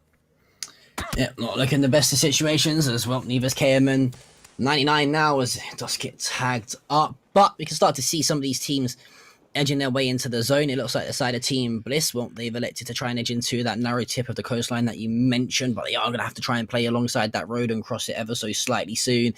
That's why the Kingslayer, they've continued to come in from the western or the eastern side, should I say, over towards the west. It's still that big scrap between Balnam United, E-Arena, Fury from the future. They've all sort of had this engagement brewing for a while now, and it's only going to be a matter of time before it comes, to a foothead. And well, for the side of Fury, they've very much got the numbers disadvantage, and they're in an awful spot here.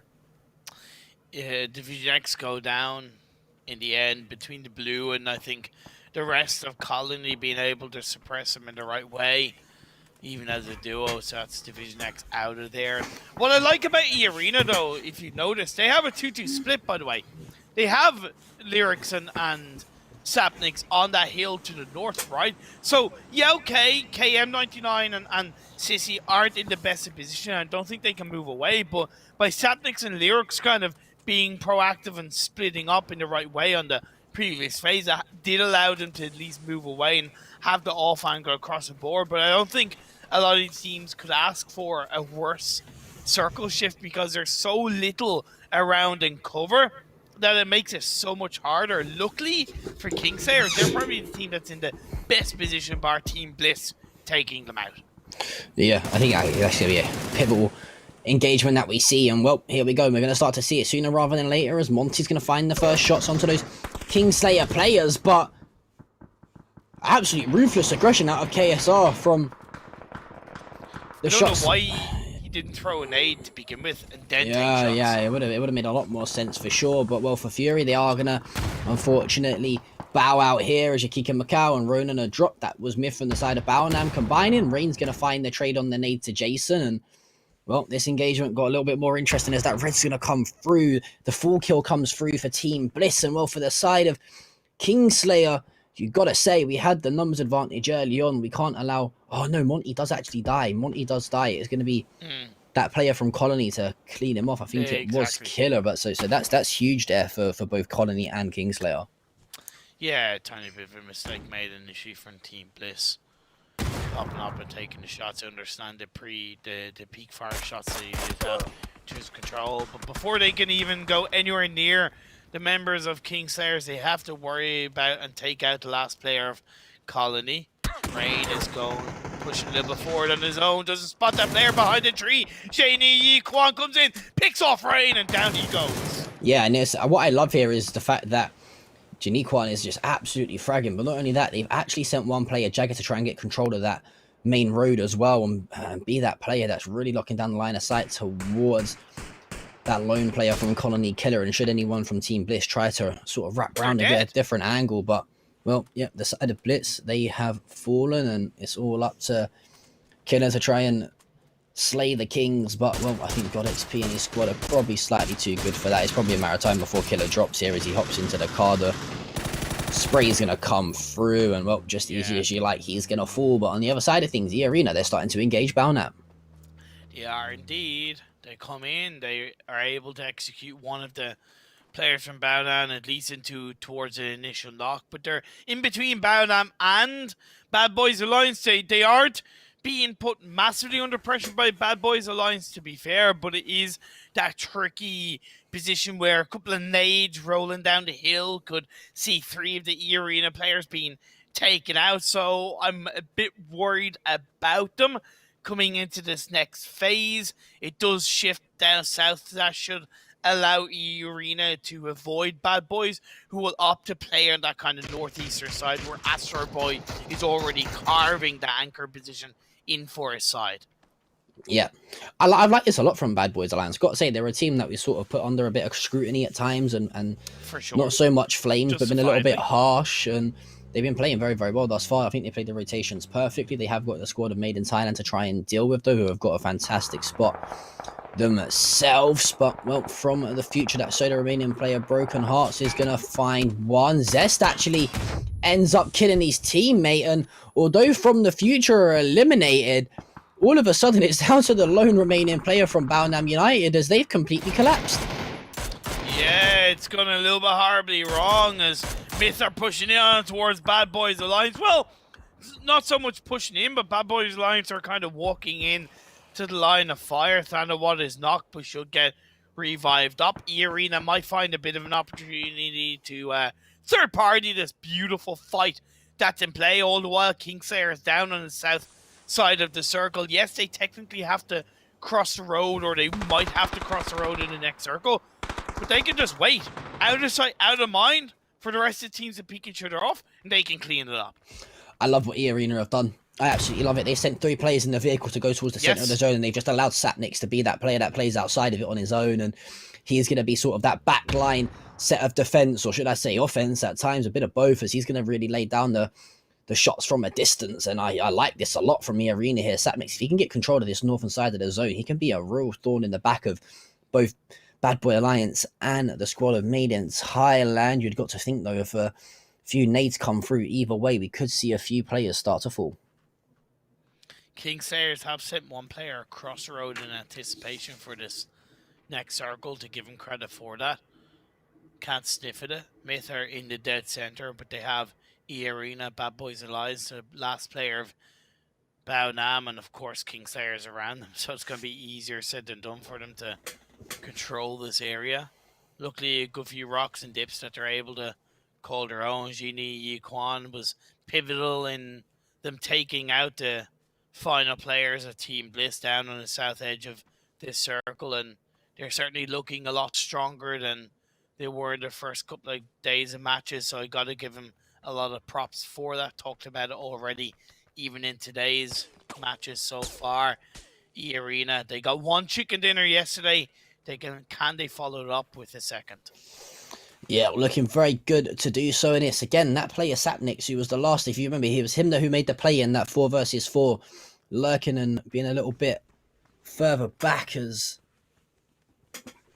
we're not too sure what's happened here. We do apologize for this, guys, as hopefully it's just an issue on our end and opposed to the actual players, as we were very much in for a bit of a treat. But yeah, Sapnix, we mentioned it was yesterday him who was the player who sort of lurked back towards the back of the ridge area when they were taking the 4 versus 4 against SGD, and he seems to play that role fantastically well. He does indeed. We are just going to be waiting for a bit of a update on what the situation is production-wise with regards to the network situation of the observers and the host running this game. Hopefully we'll be able to find out what is going on soon enough. E-Arena, as I said, they played these circles extremely well. They played their position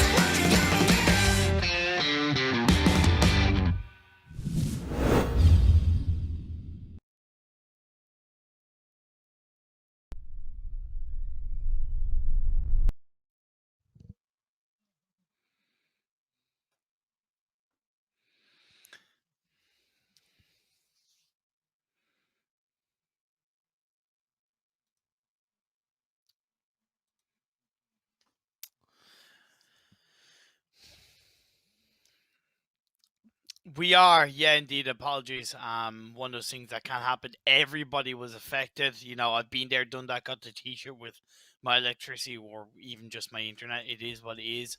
Now, we did when it ended and everything went kind of bleh. We were at the end game of the previous game. We didn't know who won. We didn't see who won, but we did find out. I have to say, John, it was my boys, the Arena. They came out on top. They came out on top. They got the chicken dinner. I don't know how in the military island finish, but they got the job done.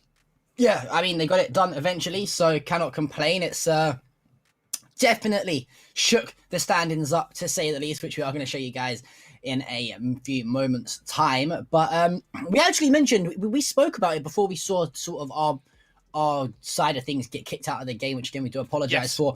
E-Arena looked like they played that sort of end phase rotation very, very well. They operated for a 2-2 split where they let two of their players, I think it was KM9 and one of their other players, sort of fight the team of Fury.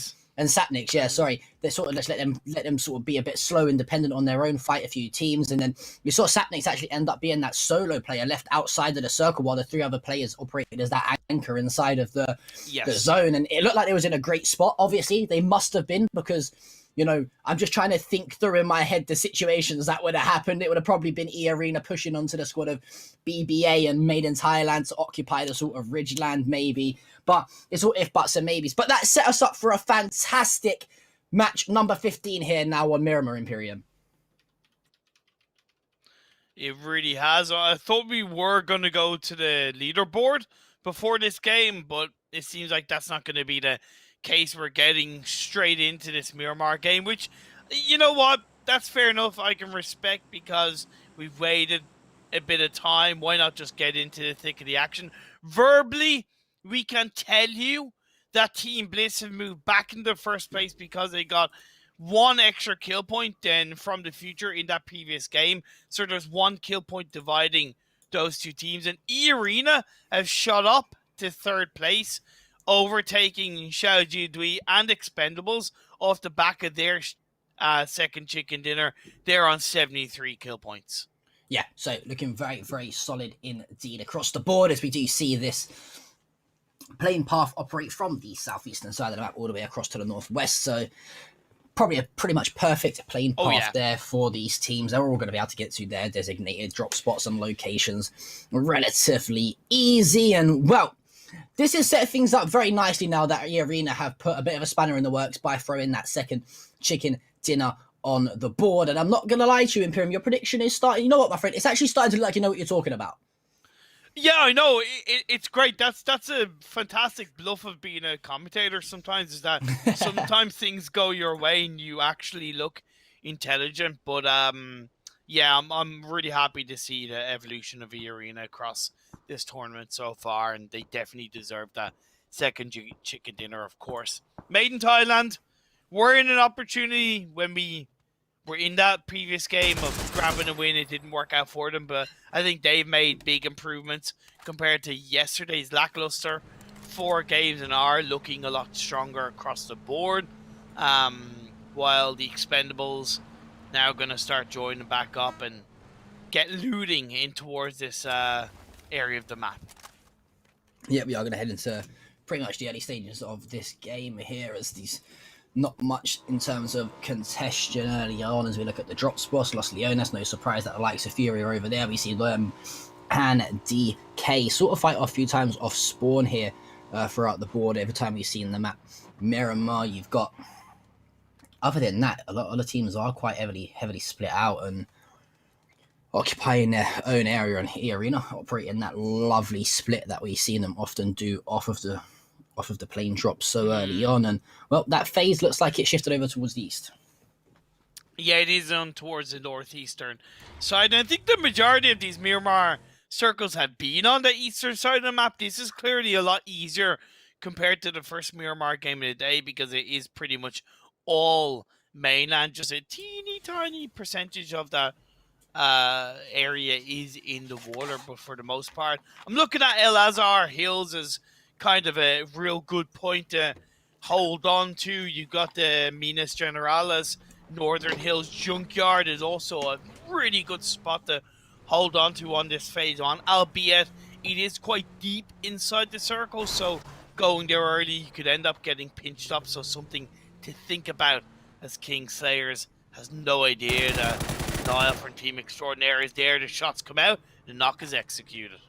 Yeah, pretty standard stuff there from Niall. Was a good XP, unfortunately. Is going to be forced to sit this one out early on, as he's one of the first few players in the lobby to drop out of the game. And, well, for them two teams, they're towards the bottom of the leaderboards anyway. I don't think they're looking in the best of spots, really, to try and pick up any chicken dinners anyway. So not too much to worry about. But the side of DK, how many times have we seen Zaichu in particular do this? He really likes to try and take early on isolated 1v1s. Just that kind of solo push has to be carefully executed. There's very little cover. There's zero cover in between the hay bale and the side of that building. So the timing is going to be absolutely impeccable if you're going to pull off that 1v1. The good thing is that, oh, there you go. He's going to push in, use the fact that the vehicle is being utilized by Icon DKS, but he has absolutely no idea. Stabbed in the back, knocked out, confirmed, and Zaishu says, I see you, goodbye to you.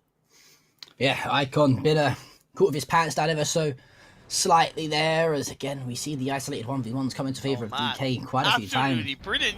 It's just something you love to see, and Zaishu has proven that he can be a little bit of a master with those 1v1s. Division X now starting to make their way through this map and get a bit of a starting point as IQ 500, looking for the 500 IQ position. Yeah, that's a fantastic play there from Zyke. We see it a few times, right, from the DK, sorry. They're a team that like to take those isolated 1v1s, and it seems to have worked and paid dividend this time, but made in Thailand, they're a team that do like to get the early rotations going in, and within 4 or 5 minutes here, they've started to get their Hot Wheels rolling and get over towards where they want to try and set up. And Hot Wheels. Did you play with Hot Wheels when I used to? Younger, I know I'm a very young esports caster at the age of 23, but Hot Wheels, Tech Decks, you name it, we had them all. Oh, Tech Decks! Oh, dude, I remember collecting Tech Decks. I think I'm probably the only skater boy in terms of dress sense that the only skateboard I can drive or ride is a Tech Deck. Oh man, dude, like, oh, could you do actual tricks with them? Yeah, I used to be able to like ollie with it and kickflip and stuff with a Tech Deck. Like, legend. I remember when my uncle first got Tech Decks. Like he taught me, and he was absolutely nuts. And I was like, I aspire to be this talented, but I never was. So I thought, why not talk over video games instead? Oh man, the nostalgia is real. It's just like it's shot to the veins, right? For me, I'm like, that good old nostalgia. I love it when you were young and things were so much more innocent and you had less worries, less stress, less responsibility, and man, those are the good days. Those are the good days. Indeed, now I get the majority of my stress from online games like PUBG, but well, a bit of stress for the side of Bao Nam as God Ace is gonna fall early on. It was Broken Hearts who finds that, and you know what? We mention all the time that splitting early on is quite important. As Zest fans, a fantastic headshot there onto Broken Hearts, but I think what Bao Nam do is they oversplit too much, and they get isolated in 1v1s or 2v2s or even 2v4s, and I feel like the side of Bao Nam need to just go back to basics and maybe play a little bit more like a team at the moment, as well, they are going to lose one player early on, even though the knock for knock comes through. Yeah, and even like their IGL still being on Picado Hill makes kind of zero sense in my eyes overall, and he is the IGL, so if anything, he should be wanting to an extent scouting forward. Zest does take a couple shots towards from the future up toward the side of the hill, and why would you? Yeah, that is really weird play from Bao Nam, like really weird. Really, really weird. I don't really have any words to describe what they're doing because it is so far out from strong competitive playing that, it's really surprised me. Yeah, I don't know. I mean, maybe we mentioned and coming into this, right, them and the likes of Fury, they're already playing in PGC. They might try to play a little bit of a different style of play and try a few new things, but it's clearly not working here against, not to discredit any of these teams here, but they're obviously not the best of the best in the world because they're not playing in PGC, for example, but it's clearly not working against the likes of these teams, so what would make them think it's going to work against some of the bigger names in the PUBG industry? But listen, you live and you learn, and unfortunately for them, they got a lot more learning to do. Yeah, 110%. 110%. They do still have two players up, but Simon T does look to be pushing a little bit more on his own. His teammate Young Boy is inside Minas Generalis, so he's in no real position to provide massive support, but as he looks to maybe edge close to the sea. That cover might be there. Simon T does back off just a little bit. Teams are starting to converge in. Division X Gaming has a lovely spread, but it's a big spread considering where they are, because they have one near that kind of North El Azhar Hill, one in Junkyard, and then kind of two are a little bit closer by on that more eastern side of the map. I appreciate it, but right now they have Myth are kind of splitting that 2-2 in a big way, so I would like to see them, especially as Phase 1 is closing in quite soon, think about really where they want to go on Phase 2, execute that rotation quickly, and get a little bit closer together. Yeah, well, we are going to see that Phase 2 pop in just around 20 odd seconds time, and then we'll start to see a bit of a better sort of read on the game as to where this zone might start to centre towards us. Still a lot of open land to play with. Simon T, though, looks like he's going to try and engage the squad from the future over towards this compounders. I mean, is it one of those things where they're trying to practice like sort of clutch situations in like 1v3, 1v2s? Maybe that's what they're trying to do. It looks certainly looks that way, which you can't sort of can't flame or disagree with what they want to do and get that practice in. But well, there's Phase 2. It has shifted over towards the eastern side. Impala and Lebanita, both just inside of the zone. You've got Junkyard up towards the northern side as well. But you look at the likes of the Arena, for example. They're set up in a very, very nice spot over towards this sort of ridge mountain area on the coastline and operating that road. Yeah, and that's where Division X's split was pretty healthy, but they do need to be aware that right now it's 2-2, and two of their players, Neil and G. Gakan, are much further away. So you don't want to over-engage this fight against BBA. You do want to pick off a couple of shots, so you suppress them a little bit. Don't overextend yourselves for the time being. Colony came in from behind. They came through El Azhar, so they were able to obviously take a couple of shots towards the two players of Division X disengaging away. But again, I respect that from Division X. Seems like they know what they want to do, where they wanted to go, and that Phase 2 is going to favour them. Yeah, but the XG, one of the teams we mentioned that started off so well, our first ever winners in terms of chicken dinners in the event, but since then started to slow the pace down. But they are set up in a very nice spot here in terms of making themselves potentially look for the second. As these zones start to move on, though, are you looking at those teams that are sort of hugging the edge of the blue to try and make an impact late on? Because that's a theme that we've seen be quite successful so far. Obviously, Arena last game, it was very successful on. You know, even the game before, which from the future one, we saw like a late sort of rotate out from hugging the back of the blue as the blue come in. You know, we mentioned that us as casters and analysts time and time again, try and rotate, get yourself set up relatively early, but so far it seems like that late rotation has somewhat paid off most of the time. It's if a late rotation is executed based on information gathered throughout that circle, yes, it's perfect. But the late rotation that doesn't work out is the late rotation that comes in without any information and is a little bit more direct. If that late rotation is a tiny bit variable in terms of like you're hugging a bit more of the edge, that can work out because you're able to divert away and you're only maybe being put under risk by one team, maximum two teams on that late rotation. So it's all about the timing, where it is in the map, and how confident you are based on information of pulling that off. I really like SGD's position. It's a bit of an early commitment on Phase 2, but it's by that roadside where you have a big deep either side. It's essentially like a main road valley, where you're able to peek up and shoot. Again, Phase 2 is a bit of an early circle to commit to it, but I do appreciate it. Yeah, it's the whole saying of like high risk comes high reward, right? As it looks like the squad of SGD are going to try and set up there slightly early, but well, there you go. It looks like it has somewhat paid off as that shift comes in, and they're still very much set up relatively nicely. I'm looking at the squads of Made in Thailand though, and even PMA, who I've got to say, you know what, PMA, they've somewhat impressed me over the past day or so. They seem to have got their rotations and set up points relatively well. They've got a nice sort of dip and a ridge line to work with on that mountain just at the bottom of Made in Thailand. So very, very impressive stuff from them. And well, for the side of SGD, they spot the links of Kingslayer, and they want to try and pick up a few more kills. I think everybody in this lobby, every one of these teams have improved and adapted in a good way against each other, to the point where there's a little bit less consistency now on what teams we're seeing in the top 4, top 5 of each game, right?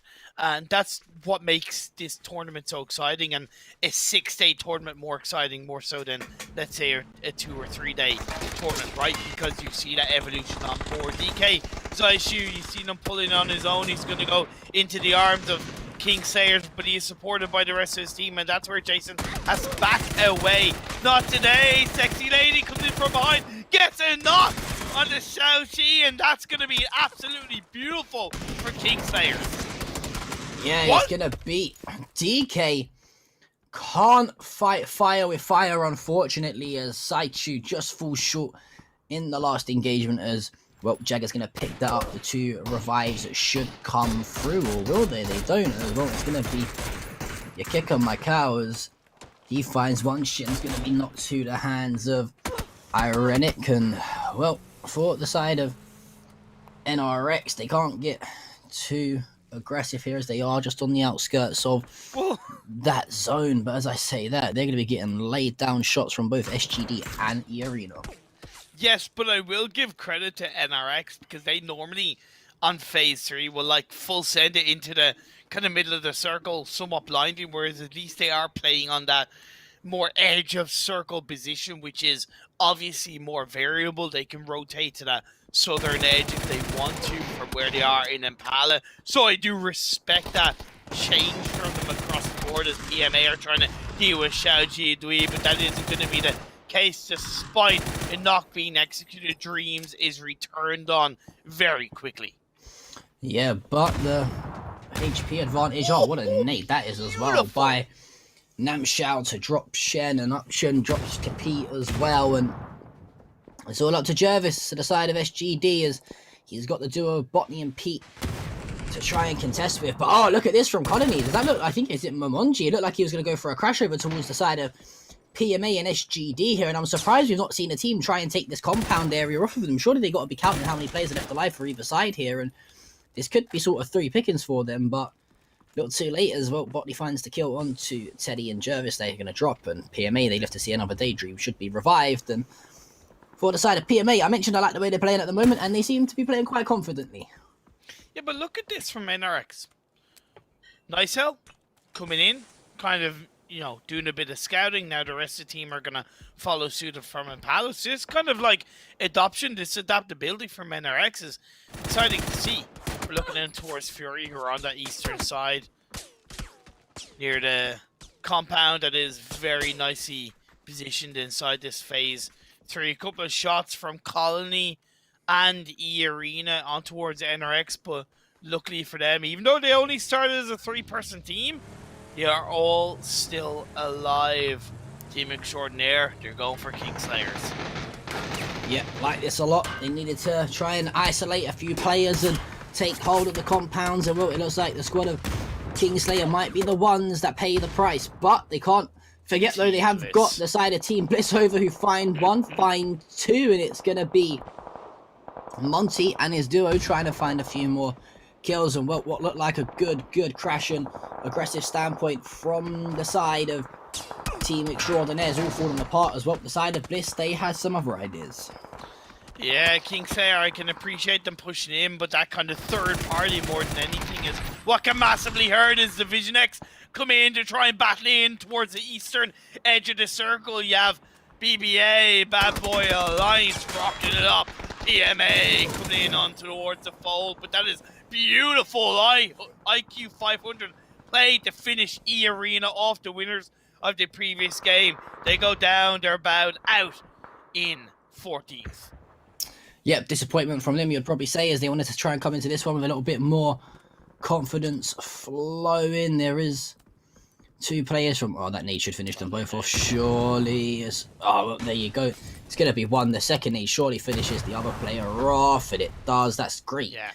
Great util usage out of IQ 500. Living up to his name, some would say, as he finds the double kill with the nades. But unfortunately for him, no, he is left alive on his own. And if you look, he was very close to going for the revive onto Neil. But he knew, wait, they're getting the revive themselves. I'm going to be stuck in the shack. A simple Molotov, we're both dead. I need to go for these kills. It's not that kind of Hail Mary, I'm going to win the gameplay, but it is surviving, grabbing more kills today. That was really good for Division X. Yeah, but what's great right now is the side of Fury is they've dropped 2, make it 3 players from the side of the Expendables, and well, that's going to be them bowed out, and 6 kills on the board for Fury. They're looking good here as we take a little look at where our phases have started to move towards, and Bliss looking very, very comfortable in their compound that they're set up in. Myth just got slightly edged their way in as well. And for Fury, they might be the team that come up and start to play that slower pace style of play, edging in slightly later. They can go for that road position, right? That position that I talked about, which is viable. I questioned it on phase 2 from Xiaoji Dui, and they moved away from it on the next circle, shifting up. But it is the kind of position where you can play. NRX Nicel is going to be taking out PMA, dealing with them absolutely wonderfully. But the IQ 500 movement, that backstab is possible. Yep, very, very possible. We'll have to wait and see how it starts to play out here as we are into phase number 5 or so seconds before that blue starts to force these players that ever much so closer together. Well, a relic is going to fall to the hands of Pete. Jagger drops as well, so 2 more teams eliminated. We're down to our 7 remaining teams, 22 alive here, and you've got to be looking at the likes of Team Bliss, Myth, Fury with the heavy numbers advantage available. Just a duo for Baonam left for them, and how are these teams going to be going about playing this next phase here? Because although we've still got quite a big phase, there is a lot of open ground, especially in that northeastern side. It's very flat terrain, and you got the volatility of either very hard cover or very small, low cover, which holds a lot of risks. And if you haven't got a lot of vehicles to play with, it can be quite tricky. Right now, the 3 teams in the best position are the Team Extraordinaire, Team Bliss, and Myth. Fury aren't looking too bad because they have a couple of people inside the circle already, and they're able to do a decent bit of damage from the western side. Baonam bow out. They're going to be picked off quite nicely. 6 teams, they have 20 players. Yeah, well, we do see 1 knock come through from Fury. You mentioned, are they going to try and play that backstabber type of role? And it looks like they were, as one of the players from PMA are going to have that elimination come through. They're down to 2 remaining people, and okay, it looks like Made in Thailand. For a second, I thought after Jacob tagged that player up, he was going to try and go for a bit of an aggressive standpoint towards him. Elects to just reposition that vehicle. And what the side of Made in Thailand, they're in a very good spot here. I think it will come down to in which way that phase starts to shift in around 20-odd seconds time. And I mean, if DXG, PMA, 1 or so players left alive, you're not looking in the best of situations right now. So this whole eastern side of the phase here, this is very much open up for grabs. Yeah, no, it's dead though, because like you look at Myth got a knock on the PMA. That's from the north to the southeast, right? That's how flat and barren that land is on the eastern side, which is why it's so volatile for Division X and PMA to try to enter. The fact that it's shifted over towards the southwest is actually quite good for them, because they're going to be less focused, that area of the map, on the eastern side. Plus, Myth need to think about where we want to go and how we need to enter this circle. Team Bliss do have a 2-2 spread, but 2 are inside the circle, 2 are outside the circle. Yeah, it's going to be a little bit hard here for the side of both Team Bliss and Myth. I think they're going to get caught in somewhat of a team fight eventually, and I think if you're the side of Myth, you've got to try and deal with those 2 Bliss players on just the outside of the zone and then try and work your way in from there. But Team Fury, though, the fact that that zone has started to move towards the southwest, you mentioned that you could sort of play in that dip towards the bottom of the road as well, and that looks like what they might potentially be trying to do. But here we go. We mentioned I would like to see the fact that Team Made in Thailand try and push over towards Team Bliss and find a few kills if possible. And well, that looks like it's, yeah, I like that a lot. But Esquilija is going to get tagged up heavily. Rain falls, but Floods... Oh, he's actually put a molly on his teammate. He's put a molly on his teammate, and somehow Monty finds the kill onto Thanawat as well. Jacob drops. And the side of Made in Thailand nearly the catalysts of their own downfall. But they haven't had any players confirmed up, and they did close out those 2 players at Team Bliss. So in my eyes, that's a successful push. They're not in the circle, but they've whittled Team Bliss down to 2 players. It's exactly the kind of success that they wanted, that they kind of needed to an extent. There was a bit of a cheeky third party, I believe, from Fury down on that southwest side, but Monty and Textile, 2 players left up for the side of Team Bliss. No better man to carry Team Bliss into this late game than Monty. Leader of the pack. His back is sore, but his team are helping him as much as they can, as the smokes are doing everything they can to allow Myth to enter in to the edge of the circle. Yeah, not only that, you still got to try and put that revive through as well, which should come through pretty much free of charge. Or, well, as I say, that Duckman's is gonna be dropped. And for the side of Fury here, you're looking at yourselves to be the annoying team that are just laying shots down from a distance. And, well, Flood's doing just that. I know what drops as well. And what was a fantastic push onto those 2 players to try and isolate them from the side of Myth. I think they've been caught in a bit of a crossfire here between Fury and Team Bliss, and well, they've just dropped down to 2 remaining players as well. But Team Extraordinaire and Fury are both looking wonderful. Perfect. The wipe comes through from Made in Thailand, but I would like to have seen that a little bit quicker. But it was tough because they were also getting third-partied by Fury. Honestly, I couldn't have asked for a better, more successful push across the board for Myth, because they took out 2 players and kept themselves up as a full squad of Team Bliss. Therefore, they had that 4v2.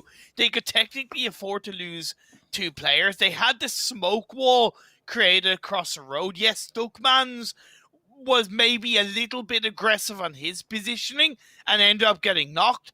But after that, it was only 1 other player that went down. And considering Fury were third party, honestly, that was pretty incredible by Myth. Pretty. Yeah, Fury now going to turn their attentions to the solo player of PMA. That is Botany. It should be a relatively easy closeout on that kill, as well as we have our 5 remaining teams left alive in our penultimate game of the day. And, well, for the side of Fury, I don't want to say it again, but they're in a great spot here to try and put that first Don't chicken say it, man. dinner Don't say it, man. Don't say the board. it, man. But they have got, though, you've got to mention, they have got Team Extraordinaire in a great spot set up already, very much with inside that phase already. Jacob is going to fall from Myth, and it's all up to that solo player for Myth. I'm a little bit... Actually, no. I don't know if they can play the side of the road, actually.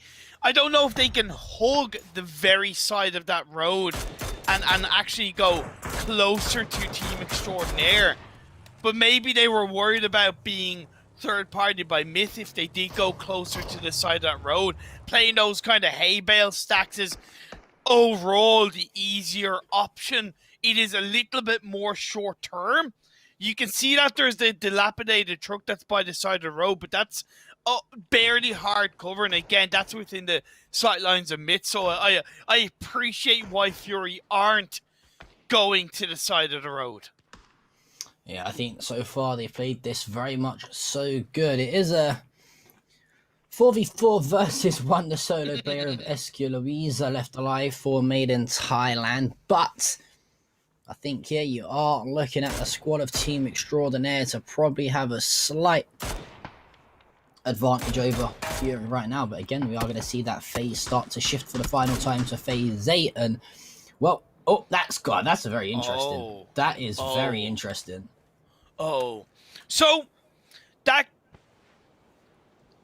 more kicks Team Extraordinaire in the face, for sure, because they have to cross the road, and you've got Esquilija, who is more likely to probably help Fury than help Team Extraordinaire. But you can see with the smokes being thrown out by Fury. They do want to get a bit of an early anchor point into the edge of the circle against Team Extraordinaire. They have a vehicle to play with, and they're certainly taking advantage of it.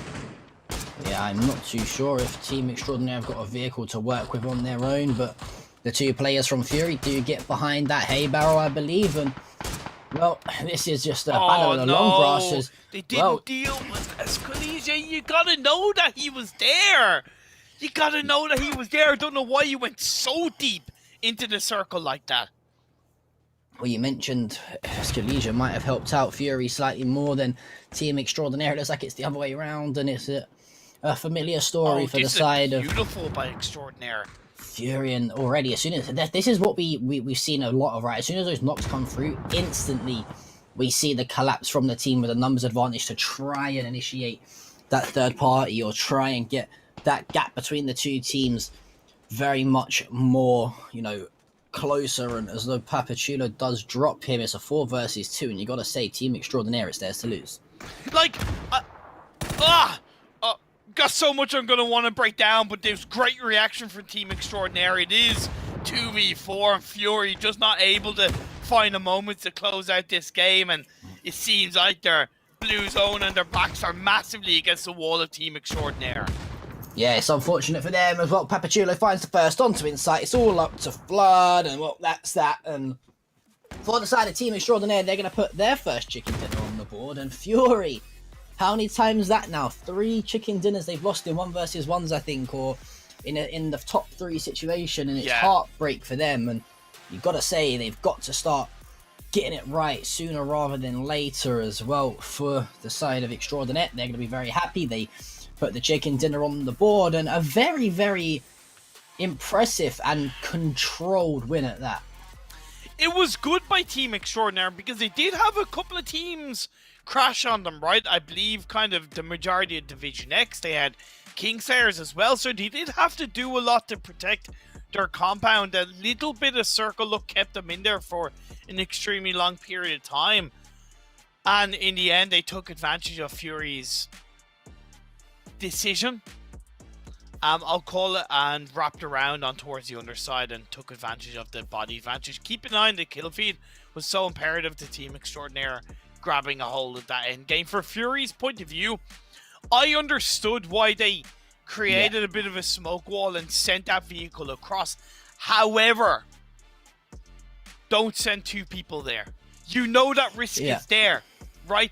They knew that Escalisia was there, right? I think that's a big part of the reason why they didn't move across the road, because there was that angle that Myth, or whether as 1 player or 2 player, had onto their side, right? So if you're going to send a player out with a vehicle and you know that he's around there, with then 2 teams looking in your direction, that makes it so much harder for those 2 players to survive, and you're just splitting your team far too much. Whereas if it was just 1 player, at least you would have had 3 players around there to stop Team Extraordinaire. And I'm pretty damn sure that Team Extraordinaire wouldn't have been so aggressive moving across the road if it was just 1 Fury player that got taken out. Yeah, and I think, you know, you mentioned that solo player, right, from Made in Thailand, and one of the points she made is it probably will end up helping Fury more so than the team of Extraordinaire. It didn't unfortunately do that, as the rotation of 2 players just opens up the path for a kill for that solo player from Made in Thailand, and that results, of course, into the damage very much being done here. But this was a good team fight we saw between the side of SGD and PMA coming out just slightly on top of that, and I've been a little bit disappointed with SGD so far today. I feel like they've dropped out slightly sooner. They have, you know, than they expected to, and I don't know. They just feel, I feel like they've got a little bit complacent, if you ask me. I don't want to call it complacent because, let's be fair, despite them having 2 chicken dinners, they were, especially compared to the likes of Team Bliss and maybe E-Arena, they were a lot more volatile with their results. They would go from, you know, 16th in 1 game to either a win or a top 3 in another game to, again, a top 16. And part of that was initially down to them having those team fights in Pichiki with but still they have proven to be kind of volatile, which isn't a bad thing for chicken dinner rule, but it's more the fact that they have stopped trying to adapt to the rest of the lobby in a stronger way, and other teams are getting better and learning how to counter the likes of Xiaoji Dui in these team fights, in these circles, and they're getting drowned out because of those poor rotations. Yeah, poor rotations indeed, and we mentioned sometimes those split-second decisions, and this here from Made in Thailand, nearly the catalyst of their downfalls. Somebody comes through and knocks 2 of his own teammates, but fortunately, strength in numbers are very much there, and that was a team of Bliss who unfortunately ended up falling, and well, that win for the side of Team Extraordinaire will no doubt shake things up in terms of the standings. Yes. Once again, as we head into our last game here now, Imperium, what team is it that you're really looking out for, really looking forward to seeing if whether or not they can pick another chicken dinner up? Because if it's me, I think right now, if you're the side of Fury, Baonam, etc., you have to win one of these next games. You have to win this last game. Yeah, if not, you're pretty much saying to yourself, you've got to win 4 out of the 8 remaining games, which is going to be very, very hard to do. However, if you're the side of Bliss or SGD, I'm going to bank on one of those two winning the next game. Yeah, definitely for Fury, Baonam, and to an extent kind of PMA, they do need to win a game, 110%. But in terms of to win another game, I definitely put it on Bliss, or even From the Future. They're the 2 teams that have looked kind of strongest overall across the last couple of days, and you can see that right now they're sharing the lead, the exact same chicken dinners, the exact same kills, Bliss just being on top for now. Team Extraordinaire, though, jumps up into 7th spot with that chicken dinner, 55 kills on the board as well. Yeah, that's a very solid performance from them. Gotta say, huge shout out to them. But any of these top 9 teams right now, if they can put a chicken dinner on the board, which let's face it, all right, odds are in their favor, right? It's very unlikely we'll see the likes of Kingslayer, DK, NRX, or Bad Boys Alliance win one of these games. So apart from Fury, Baonam, and you're probably they're the only 2 teams outside of the teams that have got a chicken dinner already that would probably win this next game. If you're any of these top 9, you're saying we win this game, we're looking great going into the final 8 games. Yeah, and that's the way we're talking about in terms of, because the lobby has come together in a lot bigger way, where it is a little bit more volatile on who can win, not necessarily who's consistent, but who can win within that consistent manner. It's so much less predictable. Yeah, definitely less predictable. But let's see if our predictions on one of the top 9s taking home another chicken dinner are right, as we are going to take a short break, guys. But when we're back, me and Imperium, we're going to be jumping into our final game of today. Match number 16 is going to be Erangel.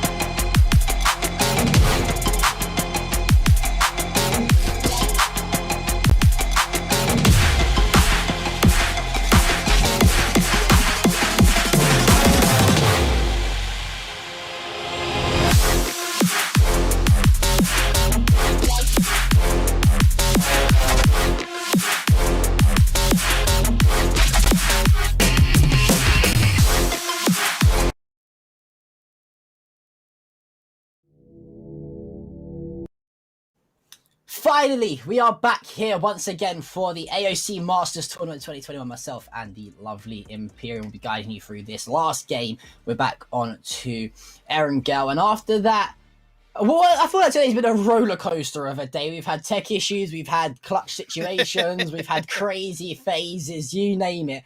Today has had a bit of everything, but we're not going to spend too much time talking about the past. Let's talk about the future as we're jumping straight into Erangel.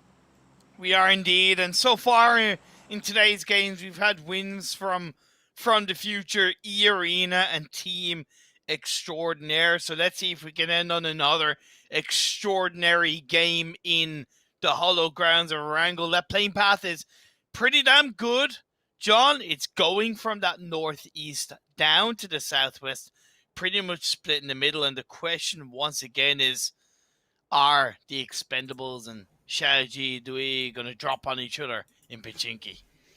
I mean, I would like to say I hope not, because this is quite an important game in terms of the way things might play out. I mentioned if one of these teams that have already got a chicken dinner can put their second, third, or if not fourth, if you're the likes of Bliss, for example, then you're looking great. But, well, looks like the squad of the Expendables and SGD, they don't really care about that. They want to stick to what they know best, and that is fighting straight off spawn. Hopefully we have just as fast-paced start on this one as we did the last.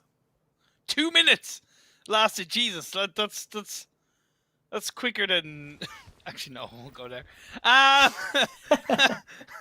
won't go there at all. Gotta keep it PG. But indeed, it was a very quick fight that we saw last time in Erangel. You can see Shen has picked up a shotgun and a Vector. Vector is a half-decent early game weapon, but it definitely needs that extended mag to really be powerful in this kind of close-range fight.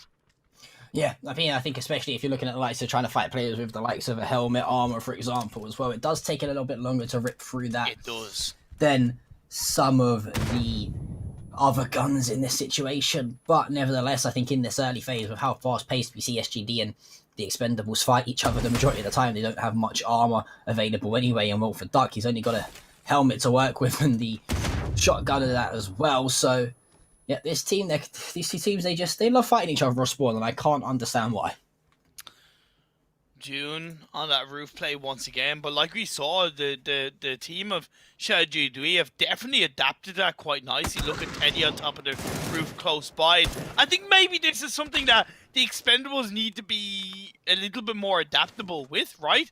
I understand they want to be on that roof play, but maybe they need to switch up the buildings they do hold onto roof-wise so that they're able to stop themselves getting countered, because right now, they're being massively pinched by a far more proactive and reactive Shaoji Dui, but of course, an opening knock from the Expendables could shift things massively in their favor. Yeah, well, I think it's been a little bit flip-floppy and back and forth here in terms of who's had the upper hand in most of these advantages each time. Fair. Well, it looks like SGD have got that player advantage thus far, so it's up to this one of the Expendables now, as all three of them in the same building, if not probably the same room as well as the team of SGD here. They're only one, they are literally one chicken dinner away from reclaiming top spot. I think they've got 10 or so more kills in that department than the teams just above them from chicken dinners. So if they could have a good last game here, they're setting themselves up to go into our final 2 days worth of play in a relatively good standpoint. But for the side of Expendables, however, only that one chicken dinner on the board, a team that has impressed us, but they just can't seem to finish things off when they need to. Shotgun blast, Shen close it in, and that's going to be the Expendables eliminated. A little bit slower of a team fight, just shy of the 4-minute mark, but definitely still strong play from Zhao Jidui, and they can use that to their advantage. We haven't really talked about this Phase 1 circle so far. It's on that southwestern side of the map, which is nice because it feels like we were seeing a lot more kind of eastern Phase 1s, or of course the military island circles, which we've had a couple at this stage, so having it towards a Gatka and Quarter region is a little bit of a fresh take to see. Looking at the hill above Ferry Pier, north of Ferry Pier, is a position to really control. The compound just shy north of that hill would also be pretty good. But other than that, it of course is going to create a bit more of a cluster of action and traffic on the eastern side of the map as teams will look to rotate and find a way in. I think this is one of the first times we've actually seen the phase start to shift over towards this side of the map on one of the first times, yeah. Yeah, I think we might have seen it once more, but it was slightly further up towards the northwestern side, just at the bottom of George Pole. But we had the chopsticks finish game. Yeah, as well. That was maybe that's the game that I was thinking of, where it started there and made its way down towards chopsticks. But well, for the side of Kingslayer, they have been slain themselves as well. Zaichu and the squad of DK. They seem to reign supreme here, as already 2 teams dropped out very early on here within the first 5 minutes. And one difference with DK in this game compared to others is that they fought as a team in that area, right? Compared to other games where they've kind of taken on quite a few kind of 1v1s and they can win them, that kind of team fight early on in the game, I think, is a lot more valuable to their late game result, because not only do they close out that fight quicker, they don't lose anybody, and they can then think about their rotation into the circle 1 to 2 minutes quicker. It's that domino effect that we all love to see in the world of PUBG. The quicker you are, the quicker you can move, the quicker you can react, the more focused you are throughout this whole game. Yep, one team that definitely needs to start focusing are the squad of Fury, as they're not looking anywhere near the caliber of team that we thought they would do in terms of winning and seeing out the actual games. They've done great in terms of the kill department, but not so much in terms of winning. One team, though, that is just across the road from them that have done is the side of Colony, who, to be honest with you, I've not been overly impressed with them today. I think today's probably been one of their worst days in terms of consistency of play. I think if you think back to the first, second, and even yesterday, they were looking very, very solid, looking very consistently well. They looked like they were constantly placing good, close to winning a few more games. But today, I feel like they've just let their foot off the gas pedal ever so slightly and started to slow down. But in a game like PUBG, you know, one game is all it takes for you to turn around and grab some momentum. So they're definitely going to be a team to look out for in the last few days. Yeah, for sure. I agree. I agree massively. Banam have rotated fairly early in this game, which is, I think, is a little bit better to see coming out for them, especially as a full squad. It's now going to be up to how they spread themselves apart in this phase one. It's in around this chopsticks area that they've gone, and they are dispersing quite heavily, with 2 going over to the Western Hill and 1 to the North Chopsticks compound, 2 to kind of the South Chopsticks. Sorry, 1 to the South Chopsticks compound. I don't mind that spread in phase one. Just based on what we've seen from Baunam, I can't help but feel a little bit agitated and worried about them getting punished in phase 2. Yeah, and I think it's been the sort of a familiar topic that we spoke about for Baunam, is sometimes that early rotation, and it's just kind of cost them ever so slightly. But then again, the whole conversation of the fact that they are probably trying to try out a few things and, you know, trial and error some stuff going into the likes of PGC. It's one of those situations where it's just not gone their way so far in the AOC Masters. But one thing that has gone the way of Colony is the first knock onto that Fury player, Waikika Macau, as the trade does come back through. Monji does eventually fall. Ronan is dropped by Electon. Well, the side of Fury and Colony, they look like they want to keep this gunfight going on a little bit longer. For sure, for sure. Man, okay. Myth, I see what you're doing. You currently have 3 in the Pachinki Hill. You have 1 just as Quilicia just sent it into the chopsticks area. Actually, yeah. And now the rest of the players are going to look to try and push a little bit more forward. This fight between Fury and Colony is still raging on for the most part. It does seem to be in the control of Colony, as Killa is going to get absolutely shut down. Oh my lord! The drive-by from Fury. No fear, just fight from inside and flood. Yeah, this is it's the style of play that I do think suits Fury very well, but well, this is the flip side to that coin, as if you do drive past, sometimes it can be easier probably to tag you coming out of a car than if you would be to just be normally running across a field, for example. And it's all up to Flood once again for his team. You mentioned that he was leading the way in terms of the kill department, but not going to be leading the way in terms of the health department, as he's very, very low. Another bullet will finish him off. There you go. That's the kill. That's the elimination. The confirmation on Fury. They're not going to win a game, at least within the first 16 of this event, and that just leaves their tournament hopes really in tatters. Yeah, it kind of does. I don't know whether they should have even headed towards that western bridge. Maybe an eastern bridge would have been a little bit more advisable. Either way, that's for them to converse and talk about and evolve on coming into tomorrow's 4 matches the phase 2 has gone up towards the northwest, so out of the water, pretty much out of the military island. But there's a lot of open fields in play. Pachinki Hill is still an area for Mitch to try and hold down. Xiaoji, we are going to be rotating around there, taking the fight against Battlegrounds. Two giants fighting up against each other, but it's Xiaoji that's going to come out on top. Jervis is going to get knocked, but Cester's returned, and Xiaoji, they only have Simon T. Sorry, Battlegrounds, they only have Simon T left up. Yeah, I think the revive's going to come in from Teddy onto Jervis as well, and that's what you needed for the side of SGD, but that's not what you needed for the side of Baonam. And well, the two top dogs coming into this one, Fury and Baonam, are really, really struggling. And I mean, you just look at Fury, 83 kills, Imperium, but not a single win to their name, and that's the type of situation where you got to say, we've got to be better. We've got to be better than it. It doesn't matter how many kills we get. It doesn't matter how many people we kill in the lobby. If you can't win a game, you can't win the event. And unfortunately, that's the harsh reality of the chicken dinner rule. But SGD, though, they're looking very, very good here. They're confident to obviously take down Baonam in that early engagement. Really good from Xiaoji Dui. And Baonam, look, it's one of those things where it's unfortunate where two teams rotating at the same time towards the same area from two different directions. But I would argue Baonam weren't in a position where they needed to rotate like that. And they were looking to have a spread in phase one. They could have stayed where two of the players were in around the south of Chopsticks area for phase two and played a little bit more calculatively, whereas they went for a bit of a deeper rotation. I think Xiaoji Dui were rotating a bit better as a full squad together.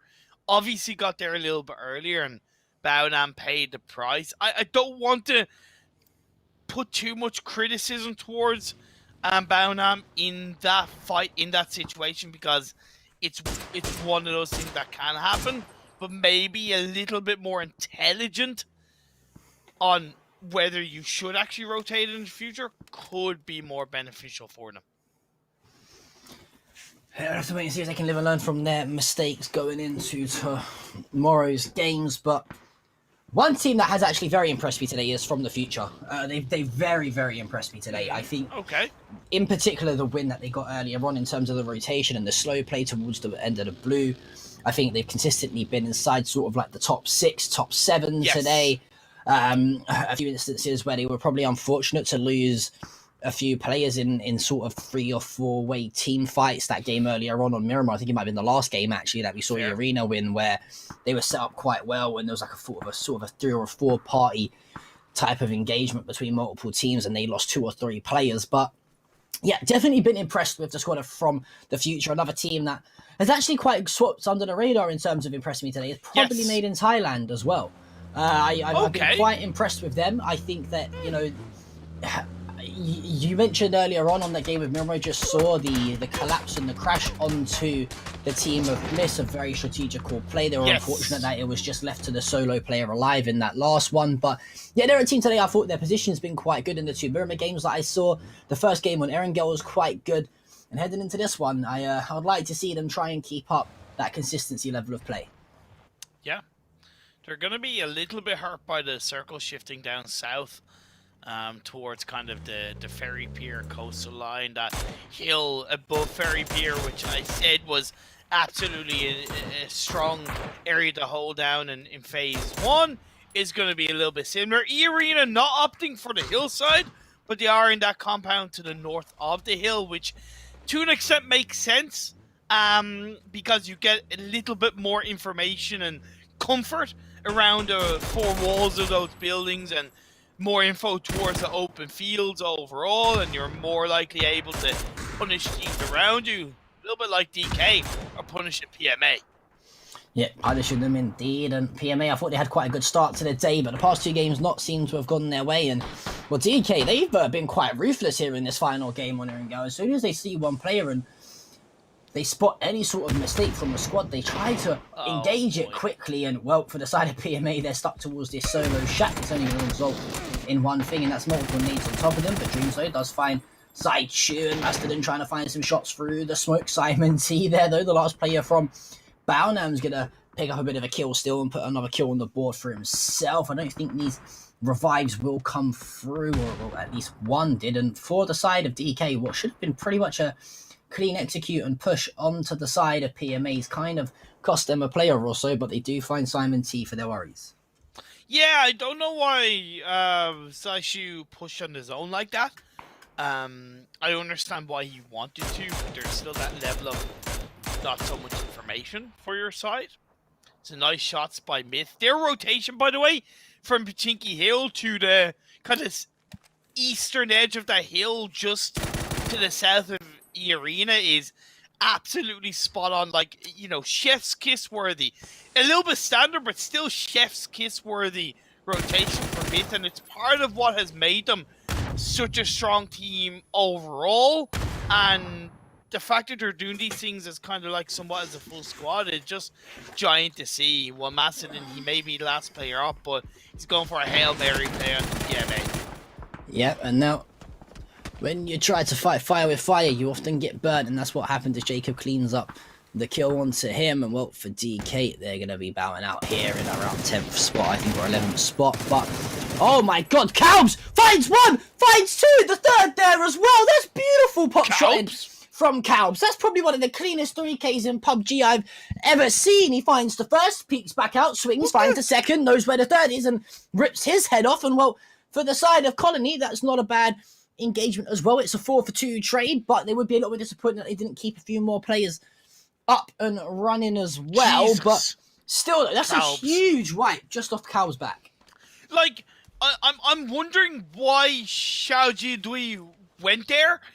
I understand why Colony did, because they were being put under quite a bit of pressure from a bit of distance from Team Bliss, and they were dispersed. They were already down a player, so their safety as a rotation was definitely that Fairy Pier compound. But Xiaoji Dui were still up as a full squad. They rotated as a full squad onto that Fairy Pier hill, and I didn't notice them being put under major pressure by Team Bliss, unless I missed something. But I don't know why they went down to those Fairy Pier buildings. I really don't think they needed to go there. Yep, little mistakes caused costly as Calbs had other ideas. I wanted to pick up 3 of his own and say, hey, you know what? I've not picked up a few kills in a few moments. Let me grab 3 just here. And well, speaking of a few kills, Papachulo's going to find 2 onto YQQ and Broken Hearts as they always up to him and Trick. Left alive for the side of Team Extraordinaire. And well, after doing the damage to From the Future, no doubt Hikaru and Man are going to want to try and revenge and keep their fallen teammates' legacy going on into the rest of this game. But the smokes should be just enough cover for the team of Team Extraordinaire to get out of this one. And as we're going to be moving into that next phase soon here, we're going to start to see these rotations set up. My only logic behind, you know, Xiaoji Dui going there is because they thought maybe somebody was already going to be in that kind of artillery bunker area where Bad Boy Lines are now. But there's nobody there at that point, so maybe they just thought somebody's already going to be there. It's too much of a risk to send it in that direction. Let's go down to Fairy Pier. So I'm trying to give Xiaoji Dui the benefit of the doubt, but I don't think it was still only phase 3, phase 4. They didn't need to go for that, you know, more of a Hail Mary commitment, whether it's outside of the circle or near the edge of the circle, as we thought. But either way, Team Extraordinaire go down. E Arena have absolutely fantastic control of this circle. It's like they're kind of working, you know, unverbally with Myth of like, look, we'll avoid each other for now. You hold the hill, we'll hold the compound. We'll take the teams out around us, and then we can have our own little fight to the end. You know, it's that kind of like mutual, unwritten, unworded agreement between the two teams, because right now it doesn't make sense for E Arena to really be looking in the direction of Myth and vice versa. Yeah, I feel like it's some sort of telepathic agreement, an unwritten rule of any battle royale, that if you're like, okay, I know where you are, you know where we are, it doesn't make sense for us to, I'm going to use that word grief again, grief each other's games, let's just try and wait and play the end phase out ever so slightly. But sometimes teams just don't seem to be on the same wavelength in the agreement. But, well, for the side of Myth and E Arena, hopefully they do just tend to keep things ticking over into the next few phases. As for the side of Colony, the duo, or should I say, of Calbs and Killer, Going to try and see if they can deal with the duo of BBA as well. Andy has been spotted by that nade. Going to get tagged up as well as his head just peeking over the top of the ridge. And for the side of Colony, you got to be saying a little bit disappointed. I mentioned they're a team coming to this last game that you'd probably want to try and right their wrongs from the earlier games. Doesn't look like they're going to do that, but for Thana, Watt's going to throw the nade towards Irenic. Surely if he pops this nade here, he finds the kill. Probably one of the easiest kills ever, as I say. Oh, no, too far away. That nade has flown straight down past the car. He's got a nade on his feet as well. And just these players just can't seem to throw grenades right now. Yeah, a bit of a mistake from Thanawat. But one thing I love about Irenic, instead of throwing a nade right beside him, he actually threw an offensive nade towards Thanawat to reposition Thanawat to the point where his nade might be a little bit slower, or he might get shot up by another player from behind. It's something so simple, but it was a very big brain play from Irenic. It does work out in his favor as the Arena's going to find the kill. It's going to be a headshot from Andy. Oh, sorry, it's a headshot onto Andy from Cabs. Cabs is shooting fantastically well right now as it's all up to Astro Boy. Left alive for Bad Boy Alliance. That, well, things right now just seem to not be going well for Bad Boy Alliance. They were a team that actually impressed me in the last game on Erangel, when it was sort of that military ending, the game that we saw we didn't see the winner of, but couldn't close it out. I think for Bad Boy Alliance, I think they've just come up here in this event against just some slightly better teams, and well, that's going to be Killer, who finds the 10th kill as well for the squad of Colony, and that's just for a duo as well. These guys are fragging out. Like, what I loved about Killer and Calds in that moment was they went for that V formation. That does come with a lot of risks, right? You got to coordinate that attack in the perfect way, and it just shows that the duo are really looking good communication-wise by executing that in a massive way. And they have all of that kind of southwest side to themselves. NRX are on the south edge, and they're in a bit of a line, but they're way more focused on the side of Team Myth as we are coming into this next circle. The Arena's compound is still in play. Team Bliss moved out of that compound on the west, and they have found a bit of a 3-1 spread. Let's hope the circle stays in their favor. No, it doesn't. It goes right into the arms of the Arena. Right into the arms of the Arena, indeed. And, well, they're looking very, very comfy here to try and put what would be, I think, is it their third win on the board that you're looking at now? Their third chicken dinner. And, well, that would catapult them to the top of the standings, as it would be, because they'd have a lot more, 11 more kills than the team is top spot right now from the future. And for the side, though, let's not forget Team Bliss. They're there lingering as well, are still with 4 players alive. They are slightly further towards the southwest and got a little bit more ground to make up as the squad of NRX. They're probably going to bow out here as it's all up to Nicel after Jacob does find a few kills. And, well, yeah, for the side of the Arena, I don't think you could have asked for a better zone. Yeah, of course. They've been there since, I believe, kind of phase 2. It's a bit of a 2-2 split initially, and they haven't had to move at all. Duckman does go down, so that's a bit of a loss for Myth, but they still have 3 players strong, and they're looking good. They will have to move into the circle from the south. Colony pushing back the members of Team Bliss. Brain is knocked down on his knees. Killer and Calves, man, they are just like a thorn in the side, pun intended, by the way, on these teams around them. They're stinging them left, right, and center. Yeah, definitely being that annoying role that we tend to talk about all the time, as it's usually the solo or the duo players that do it. They just try to cause as much trouble and be as much of a nuisance as possible. Well, for the side of Bliss, they are going to have 1 player knocked, but the revive should come through quite comfortably onto Rain. And, well, for Killer, he's kind of just dancing around as Monty finds the kill. But I like this here from Jacob. He's going to try and clean up the kills on to the side of Colony if he can, as well. It should be a pretty standard kill for them, but this is an aggressive push here from Myth over towards where Team Bliss are. I kind of understand why Myth have gone in this direction of the circle here in the shots and seeing a potential third party, and they know that Arena to an extent have their number from that compound. But still a bit weird for Myth. Maybe they recognize that we're probably not going to win the game. We'll just pick up as many kills as we can and see where it goes from there. We're left with our top 4 made in Thailand do end up getting eliminated. A couple of shots from Myth Sapnix comes in, gets a knock onto Monty, confirms that kill. Boom! Down Monty goes.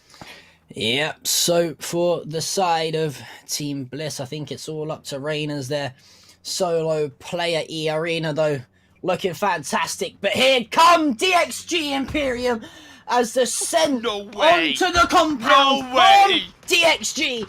And this is going to be the head-to-head engagement. And we're going to be ending this one here in the compound by the looks of it. No way you've decided to push in on the compound like that, Division X. That is big ballsy play. But here's the thing, Chicken Dinner. IQ 500 wasn't there to begin with. He was in that backline, confirmed the squad wipe onto Team Bliss, and now he's gotten closer. He's in the center of the circle. The blanket effect on the E-Arena is going down strong for Division X.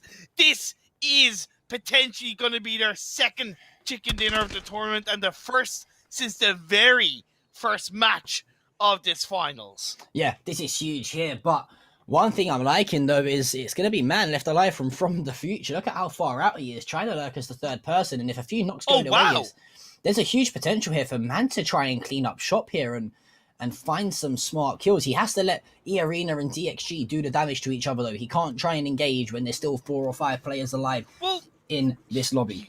He could get IQ 500. I think IQ 500 is far enough away from his team that he could pick off that solo kill, but of course, the second those shots are made, E-Arena are even going to be a little bit aware, as Lyrics is going to get dropped. Deep the con comes in strong. Yeah, and just like that, KM9's going to fall as well, and well, it's all falling apart for the side of E-Arena as it's up to Sapnix to try and do a little bit of damage, but well, Man's there to drop IQ 500. These kills are going to be very much confirmed from Gakhan. Well, it's a 3 versus 1 here. Man, I like this. This is what we needed to see. Yeah, Man is doing exactly what he needed to do, John. He came in from behind, has gotten the knock onto IQ 500, gotten the kill. Now Sapnix, he's on his own. He's going to find a knock. This is beautiful, but he's left with 3 health. Confirm the kill. Prone down. Get a first aid. You're on your own. This is a 1v1v1. This is huge. This is absolutely huge here. No matter who wins this, this is going to shake up the leaderboards and make the live standings very interesting going into tomorrow's game for sure. Sapnix versus Man versus the remaining player from DXG, but DXG got the revive through. That's huge for them, and if you're Sapnix... Sapnix has beamed him off of the boxes. How has Sapnix turned and snapped onto that? That nade probably cleans him up, though, to be fair. It doesn't. The crates keep him alive, and well for DXG. But look at Man. Man's in a great spot. He's got the. This is how has Man stayed alive for this long? This is brilliant for him.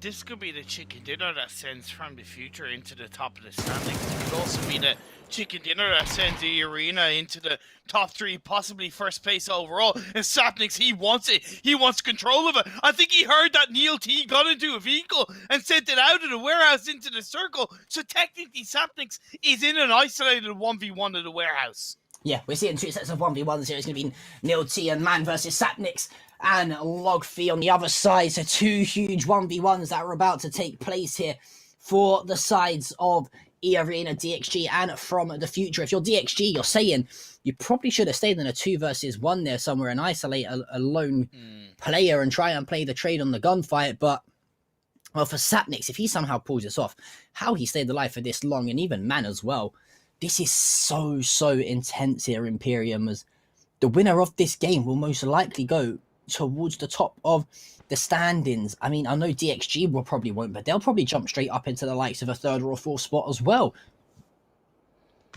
And Sapnix knows he can't really go in the direction of where Man is. He can't really cross the other side of the wall. And that's part of why Neil T sent in the vehicle, to provide the off angle for his teammate. I think this is going to come down to... Oh, there we go. The nade. The nade from Man. The nade at his feet. Doesn't land, though. Huge nade from Man. He has got one nade left. I think if Man can land one of these nades on to Neil T, got the mollies to work with as well. Yeah, I missed that as he's got to try and isolate one of these players and win the 1v1 as soon as possible. Another smoke being thrown out by Sapnix. He's trying to edge closer and closer to the vehicle. But here's the thing. Smokes are a big indication of where a player is. So if that nade, if that double molly from Man connects onto Sapnix, we could see E-Arena go out. Yeah, it's still, though, playing behind those smokes. On half time, off that smoke left for... I like Man. He's been so patient here, though, man. Man has been so patient. Surely, if you're Sapnix, you know Man is in this area, and you can't afford to play a 2 versus 1. You have to just try and keep. It's that thing we talk about, that telepathic understanding of Sapnix and Man saying, "Look, let's try and get this down to a 1v1. Then we can worry about each other later on." But I think if you're one of these two players, you're gonna probably end up fighting each other sooner rather than later, and well, this is going to come down to a little bit of time in here as to who finds the first angles between these 3 teams. Slowly but surely, the shots are being heard. Man is waiting, calm, patient, looking for Sapnix. Sapnix finds him, though. Well, here you go. It's the 2 versus 1. What? It's the 1 versus 1. That's what is Neil doing. Sapnix, he knows where he is. He's got the zone holding him though. 7 HP at lock feet. Finds the kill.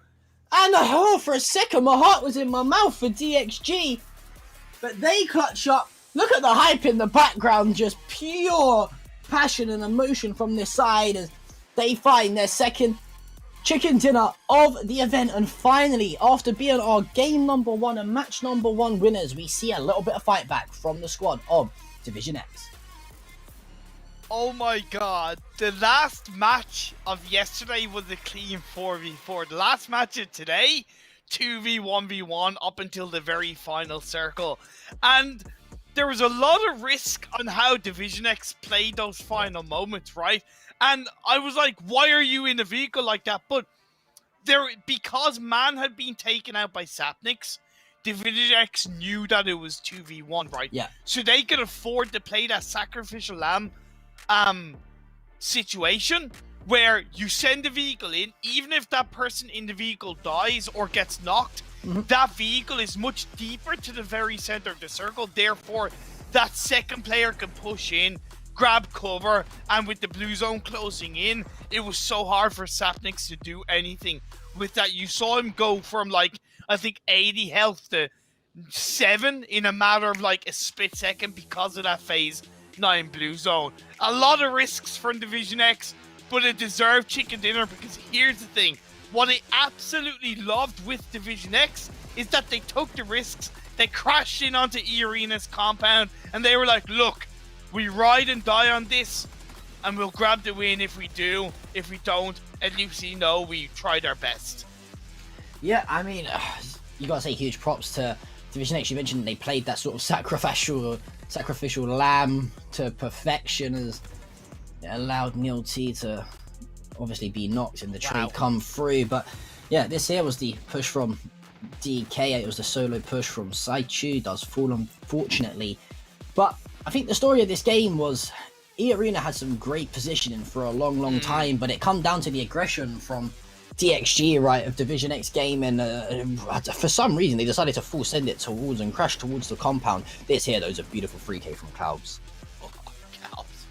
Disgusting. Like, actually disgusting. So quick, so straight to point. Just like, peek shoot, peek shoot, peek shoot. Just that precision play that we love to see from these competitive players was on point.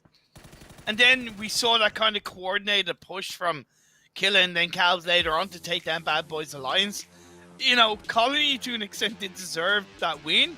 But it was what it was when it came to the circle shits and they got third party by Made in Thailand. I'm still trying to think kind of why they went in that direction, because also if you think about it, that was in the quicker part of the circle. So even though technically they were going closer to E-Arena, being on the slower side of the circle meant that they could afford to wait a little bit longer to push into the edge of the circle. I'm not saying it would have worked, but I think it was a worse call that Made in Thailand made. I thought it was the worst of the two decisions. Yeah, but the final decision to split in that 2 versus 1, of course, did end up paying dividend. As you can see here, Sapnix tries to do the best he can, finds one, but I mean, it was always going to come down to Imperium, whether or not Sapnix and Man decided to engage and take a fight between each other, or try and play it out in a 2 versus 2.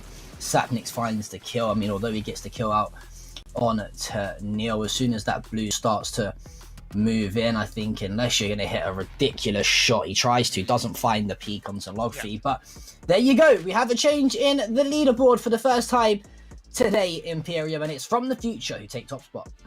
Yeah, from the future, deserved, due to Man doing everything he could to get himself a couple of extra kills. The IQ 500 kill from the back end helped kind of his team get into that first place overall, but sharing the chicken dinner 3-piece with Bliss is important, so there's only 1 point dividing those two teams. E-Arena with chicken dinner today puts them in 3rd on 78 kills, so 1 chicken dinner tomorrow compared to the top 2 would put E-Arena up into the top spot. Xiaoji Dui still kind of laying a little bit lower in 4th. Of course, you got to point out the fact that the winners of that previous game, Division X Gaming, they came into this 9th place, by the way, and they've jumped up off the back of that chicken dinner. Yeah, I think you made a great point as well about E-Arena and SGD as well. Going into tomorrow, it's going to be absolutely crazy to see. We've only got 8 more games here at the AOC Masters. We're in for an absolute treat, so make sure you guys are back here at the same time tomorrow, because me and Imperium will be back here tomorrow for some more AOC Masters 2021.